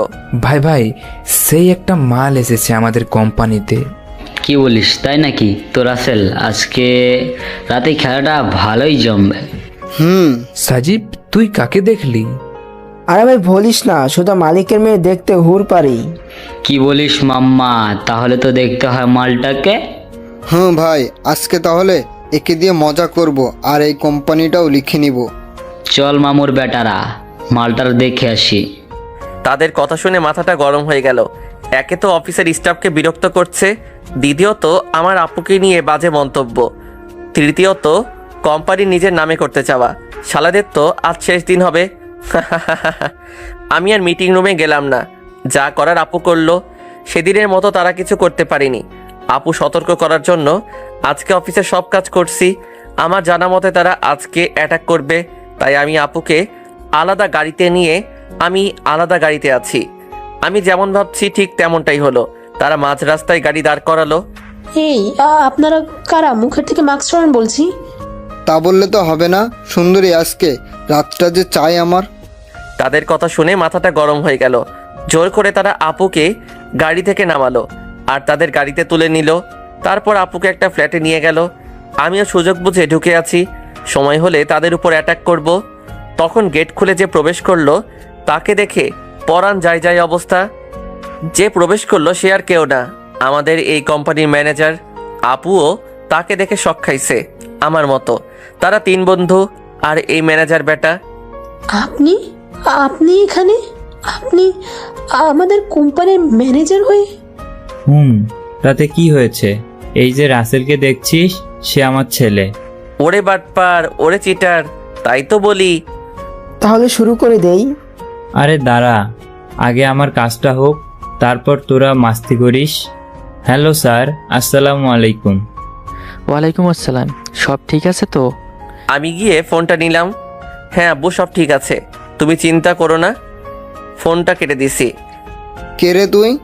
মুখটা মাস্ক দিয়ে ঢাকা আছে, যার জন্য দেখতে পারিনি। কে আমি? দেখতে চাস তাই না? কিন্তু দেখার পর তো আর বেঁচে থাকবি না তোরা কেউ। এই তুই এত কথা না বলে বল কে তুই? মুখ থেকে মাস্কটা সরালাম। তারা যেন ভূত দেখছে। কিরে, তোদের হাওয়া বেরিয়ে গেল নাকি? তুই না সেই ছেলে যে আমার কাছে সাহায্য চাইতে আসতি? ওয়েট আব্বু, একে তো আমাদের কোম্পানিতে দেখছি। এত কথার কি আছে, বেটা যেই হোক দর কেলিয়ে দিয়ে দেই। এই ছোট লোকের বাচ্চা, তুই কি চাস এখানে? ভালো চাস তো চলে যা। তোরা কত বোকা রে, আমাদের জালেই শেষে ধরা দিতে হলো। আর তোরা কাকে ছোট লোক বলছিস? সে হচ্ছে চৌধুরী গ্রুপের মালিক। কি? সবাই মনে হয় ভূত দেখছে। তুই যেই হস, তোকে আর জীবিত যেতে দিব না। শালা, তোরা অনেক কথা বলছিস। তিনজনকে গুলি করে উড়িয়েই দিলাম। আর রাসেলের বাবা যেন পরাণ যায় যায় অবস্থা। তোর এত বড় সাহস, তুই আমার চোখের সামনে আমার ছেলেকে মেরে দিলি? তোকে তো আমি আজ ছাড়বো না। সেও গুলি বের করলে গুলি ছোড়ার আগে আপু উঠে শালি হাতে কিক মারছে। ব্যাস, গুলি পড়ে গেল। তাকে বেঁধে রাখলাম। আমি আগেও বলেছি এসব বিষয় আমি জানি না। তবে রে, তোকে মনে হয় হাইডোজ দিতে হবে। পিটানো শুরু করলাম। বলছি আমায় আর মারবেন না। মিনতি সুরে বলল, বল, আর সত্যি বলবি। এদিক ওদিক হলে তোর খবর আছে। কোনো টাকা লেনদেন হয়নি। সব কিছু আমি আর আমার ছেলে রাসেল মিলে চুরি করেছি। আর বর্তমানে এই টাকা আরবি ব্যাংকে আছে। আমাকে এবার ছেড়ে দিন। আচ্ছা যা, পালা। দিল দৌড়, কিন্তু পালাবি আর কতক্ষণ? দরজা খুলতে পুলিশ জিপ নিয়ে হাজির। আর ম্যানেজারকে হাতে নাতে ধরছে। ধন্যবাদ স্যার, আপনি আমাদের এত বড় উপকার করার জন্য। আরে স্যার, কি যে বলেন, এর মতো ক্রিমিনাল আর একটাও দেখিনি। এই যে দেখেন, তার ছেলেকেও টাকার জন্য মেরে দিল। সাথে তার বন্ধুদের। আমার কথা বিশ্বাস না হলে এই পড়ে আছে রিভলভার, এটা ফিঙ্গারপ্রিন্ট নিতে পারেন। আপনাকে আর বলতে হবে না, এই বেটাকে তো যাবজ্জীবন কারাদণ্ড দিয়ে ছাড়বো। আপু যেন সব কিছু ভূত দেখছে। কি রে, তুই এত কিছু কি করে? আরে আমি কি করছি? এই বেটা যা বলছে তা রেকর্ড করে এখানকার পুলিশ স্টেশনে পাঠিয়ে দিয়েছি। আর এর হাতে রিভলভার দিয়ে হাতে ছাপ নিয়েছি। ব্যাস, খেল খতম। সাপও মরলো, লাঠিও ভাঙলো না। যাই বলিস, তোর বুদ্ধির তারিফ না করে পারছি না। হয়েছে, তোকে আর কিছু করতে হবে না। এখন চল, অনেক ক্ষুধা লাগছে। চল। আবার সেই ফ্ল্যাটে আসলাম। তারপর ফ্রেশ হয়ে খেয়ে নিলাম। তারপর ঘুম। এই রাজ, উঠ, সন্ধ্যা হয়ে এলো তো। উঠছি। ফ্রেশ হয়ে নাস্তা করে নিলাম। এই শোন, চল না একটু ঘুরে আসি। আপু আর আমি অনেকক্ষণ ঘোরাঘুরি করলাম। অনেক ভালো লাগছে। এই চলো, অনেক রাত হয়েছে। চল। ডিনার করে ঘুমালাম। সকালে আবার অফিসে গিয়েছি। নতুন ম্যানেজার নিয়োগ দিতে হবে, তার সার্কুলার ছাড়া হলো। তারপর থানায় গিয়ে 20 কোটি টাকা যে উদ্ধার করা হলো, তার যেন সবাই সমান কমিশন পায়। মানে অনাথ আশ্রমে দিয়ে দিছি। পরের দিন অফিসে কিছু কাজ আছে, সেই জন্য রেডি হচ্ছি যাওয়ার জন্য। এই শোন, আজকে তোকে অফিসে যেতে হবে না। কেন? তাহলে কি করব? তুই না দেখতে চাইছিস? কাকে আবার দেখতে চাইছি? ও, মনে পড়ছে, দুলাভাইকে দেখাবি না কি? রেডি হয়ে নে। আমি আর আপু বেরিয়ে পড়েছি। যে ঠিকানা দিয়েছে সেখানে ঠিকানা অনুযায়ী পৌঁছে গেলাম। আমাদের দেখা করার জন্য একটা পার্কে অপেক্ষা করে আছে। হাই, কেমন আছো? ভালো, তুমি? আমিও ভালো আছি। সত্যি ভাবিনি যে তোমায় দেখবো সরাসরি। তাই নাকি? তাহলে প্রেমটা কোথা থেকে শুরু? এটা কি? আমার ভাই। আসসালামু আলাইকুম ভাইয়া। ওয়ালাইকুম আসসালাম, কেমন আছেন? আলহামদুলিল্লাহ ভালো, আপনি? জি ভালো। আমি আপনার ছোট, তাই আমাকে তুমি বললে খুশি হই। বলবো, যদি তুমিও আমায় তুমি করে বলো। আচ্ছা বলবো। দেখতে খারাপ না, ভদ্র ঘরের মনে হয়। সাথী, তোমায় একটা কথা বলবো। বলো, কি বলবে? আমার না কালকে জবটা চলে গেছে। কি বলো এসব তুমি? আমি তাদের কথা শুনে হাসছি।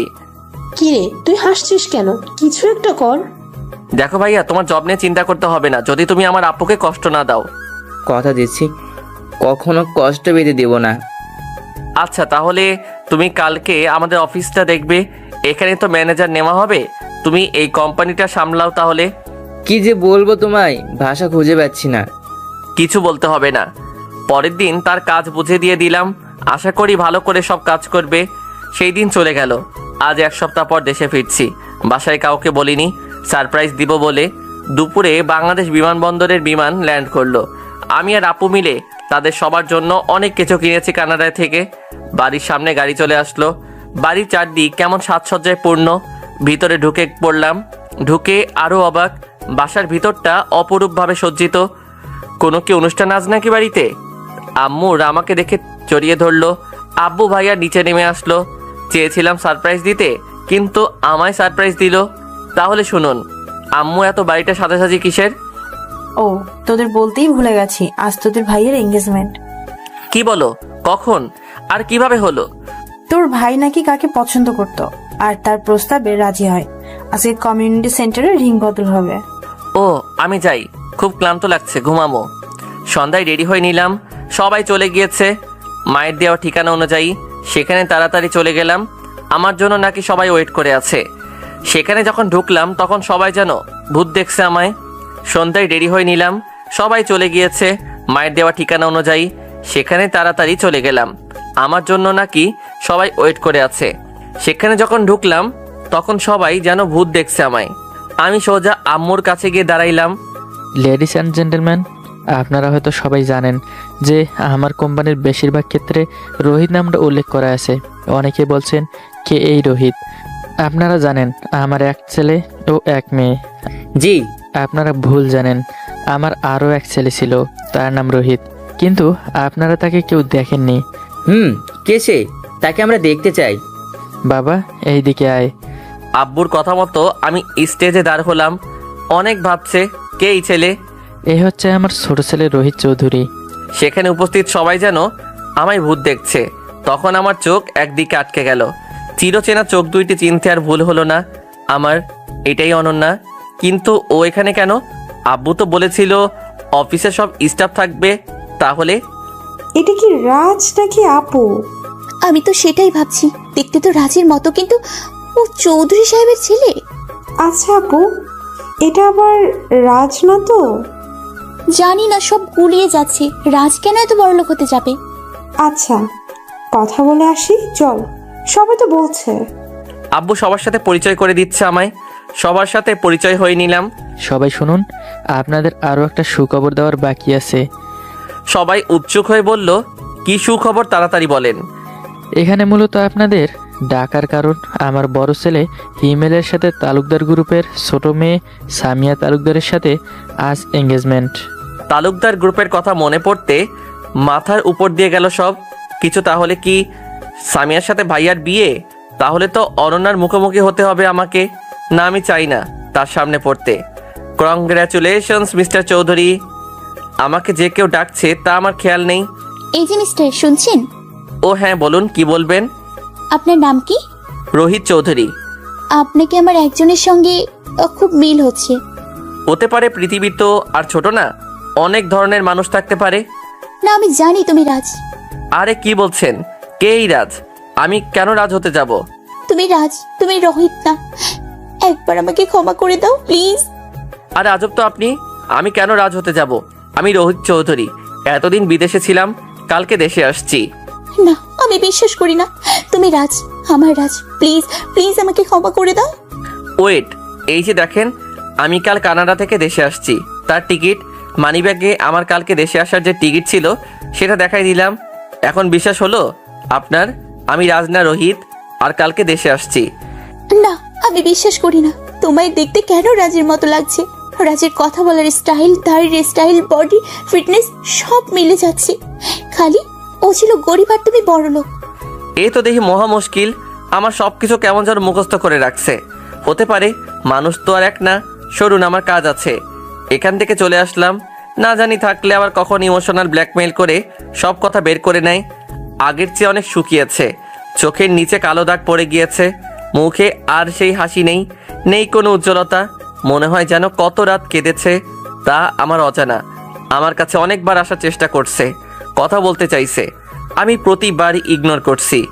আমার কি কম কষ্ট হয়েছে? সেদিন আমাকে ধর্ষক সাজিয়ে বের করে দিয়েছো তুমি। তোমার কি একবারও মনে পড়েনি আমি কি করব, কোথায় যাব? তুমি ছাড়া যে ছিল না আমার কেউ আপন বলতে, সেই তুমি বের করে দিয়েছো বাড়ি থেকে। না, তোমায় কখনো আমি ক্ষমা করব না। সব কাজ শেষ করে ভাইয়া রিং বদল হলো। আমি আগে গাড়ি নিয়ে বের হয়েছি। আজ খুব কষ্ট হচ্ছে আমারও। তোমার চোখের জল যে সহ্য করতে পারি না আমি কি কম কষ্ট পেয়েছি? তোমায় পেতে হবে। আমার মতো করো যন্ত্রণা, তারপর ভেবে দেখবো কি করব।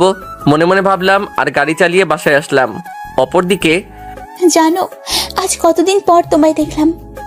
তোমার কাছে কি আমি এতটা ঘৃণার পাত্র হলাম যে তুমি আমায় ইগনোর করছো? তুমি জানো না আমি তোমার অবহেলা সহ্য করতে পারি না। কেন করলে এমন? একবার কি ফিরে আসা যায় না আমার দিকে? আপু আর কত কাঁদবি? কিছু খেয়ে নে তুই, না খেলে যে অসুস্থ হয়ে পড়বি। আর আমার বিশ্বাস রোহিতই আমার দুলা ভাই। আমি বলেছি না খাবো না, কেন বিরক্ত করছিস আমায়? যা এখান থেকে। না, যাব না। আমার একটা ভুলের মাসুল আজ তোদের দিতে হচ্ছে। তুই যদি না খাস আমিও খাবো না। যা বলছি তুই খেয়ে নে, আমি খাবো না। ওকে, আমিও খাবো না। বোন প্লিজ খেয়ে নে তুই। দুদিন পর তোর বিয়ে, না খেলে অসুস্থ হয়ে পড়বি। ও, আমি না খেলে অসুস্থ হয়ে পড়বো আর তুই না খেলে অসুস্থ হবি না বুঝি? দূর যা তো। প্লিজ আপু, খেয়ে নে। আর না করিস না। দেখ, রাজ ভাইয়া তো খুঁজে বের করতে হবে ভাইয়াকে। আমার মন বলছে খুব তাড়াতাড়ি তুই পেয়ে যাবি, আর আমারও ক্ষমা চাওয়া হবে। আচ্ছা চল, আমি বেশি খেতে পারবো না, অল্প খাবো। 2 দিন পর আজ গায়ে হলুদ। আমি বাসায় সব ডেকোরেশনগুলো দেখছি কোথায় কি লাগাতে হবে। হঠাৎ করে রাজভাইয়া বলে কেউ চিল্লানি দিয়ে আমার কাছে আসলো। আরে বিথি আপু যে, কেমন আছো? ভালো ভাইয়া, তুমি?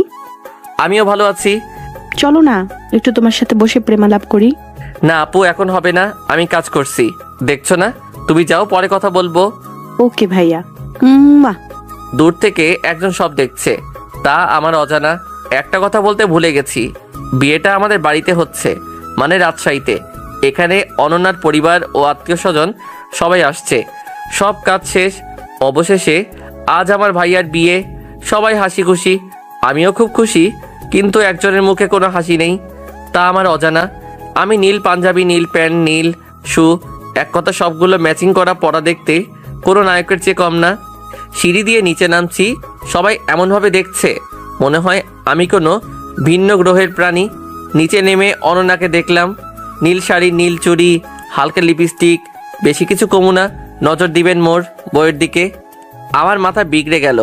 অনন্যা একটা ছেলের হাত ধরছে, তার সাথে হাসি খুশিভাবে কথা বলছে, বিশেষ করে আমাকে দেখিয়ে। বাহ বাহ, কাল অবধি আমার পিছনে ঘুরলো আর আজ অন্য ছেলের সাথে হাসি খুশিভাবে কথা বলছে। তাদের কথাগুলো কানে আসতে মাথা গরম হয়ে গেল। জানো, তুমি যেন কেমন শুকিয়ে গিয়েছো। না গো বাবু, আমি তো ঠিক আছি। মোটেও না, তুমি অনেক শুকিয়ে গেছো। আমাকে দেখিয়ে আরো অনেক কথা বলছে। তখন অনন্যা ছেলেটার কাঁধে মাথা রাখলো। এত তাড়াতাড়ি বদলে যাবে ভাবিনি। ওকে, আমিও দেখবো আর কত নিচে নামতে পারো মিস অনন্যা। হাই, আমি শাম্মী। আপনি নিশ্চয়ই রোহিত চৌধুরী? আমি রোহিত চৌধুরী। আপনাকে তো চিনলাম। আমাকে চিনতে হবে না তোমার। ও তাই বুঝি মিস? চলো কোথাও বসে কথা বলি। ও শিওর। আমি আর স্বামী কথা বলছি, তা দেখে অনন্যা যেন তেলি বেগুনে ফুলছে। জানো, চলো না ওইদিকে বসি। রাখ তোর জানো, যা ভাগ এখান থেকে। ছেলেটি ভয় চলে গেল। আমার খুব হাসি পাচ্ছে। আমাকে দেখিয়ে অনেক নাটক করলে, এবার আমার খেলা দেখো। অরণ্যা তো আরো রেগে গেল। ও মা, তুমি আমাকে কিস করলে, এবার আমি করব। এখানে না গো, ছাদে আসো, তারপর যত খুশি মন ভরে আদর করব। ওকে চলো। অনন্যার অবস্থা দেখার মতো ছিল আমাদের। আর কিছু করতে দেখলে মনে হয় কেঁদে দিবে। ছাদে কেউ নেই, আমি আর স্বামী মেয়েটা দাঁড়িয়ে আছি। জানো, কাছে এসে আদর করব। আমাকে দেওয়ালের সাথে চেপে ধরলো আর কিস করার জন্য ধীরে ধীরে এগিয়ে আসতেছে। আমরা খুব কাছাকাছি একে অপরের। আমার ঠোঁটে কিস করতে যাবে, ঠাস করে শব্দ হলো। কি হলো তা দেখার জন্য প্রস্তুত ছিলাম না। অনন্যা মেয়েটিকে থাপ্পড় দিল, আবার পিটানো শুরু করছে। আমি থামিয়ে দিলাম। এই, আপনার সমস্যা কি? একে মারছেন কেন?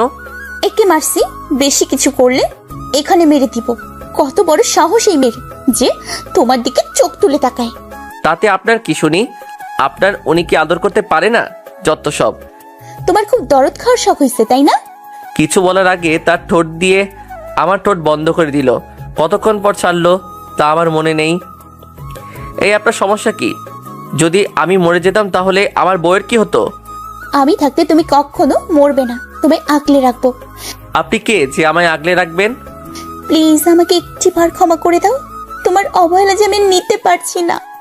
আমার অবহেলায় কি যায় আসে তোমার? আমি একজন ধর্ষক, আর ধর্ষকের কেউ থাকে না। তুমি চলে যাও, আমার চেয়ে ভালো ছেলে দেখে নিও। সেদিনের জন্য সরি, প্লিজ ক্ষমা করে দাও। তোমার বুকে টেনে নাও না আমায়, আর কখনো ভুল বুঝবো না। আমাকে জড়িয়ে ধরে কেঁদে বলছে, ক্ষমা করে দাও না একবার।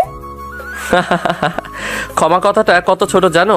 সেদিনকে একবার মনে পড়েনি আমার কথা? কখনো খোঁজ নিয়েছো আমরা কোথায় আছি, কেমন আছি? তুমি কখনো জানতে চাওনি সেদিন কি হয়েছিল? যে পাগলটা তোমায় একটা দিন না দেখলে থাকতে পারতো না, তাকে বের করে দিয়েছো, তোমার সামনে আসতে মানা করেছো। সেই জায়গায় 4 মাস তোমায় ছাড়া কেমন আছি বলতে পারবে? একটা দিন বাদ যায়নি, রাত হলে তোমার কথা মনে পড়েনি। মনে হয়েছিল ছুটে যাই তোমার কাছে, কিন্তু তুমি সেই পথ বন্ধ করে দিয়েছো। তখন কোথায় ছিলে তুমি?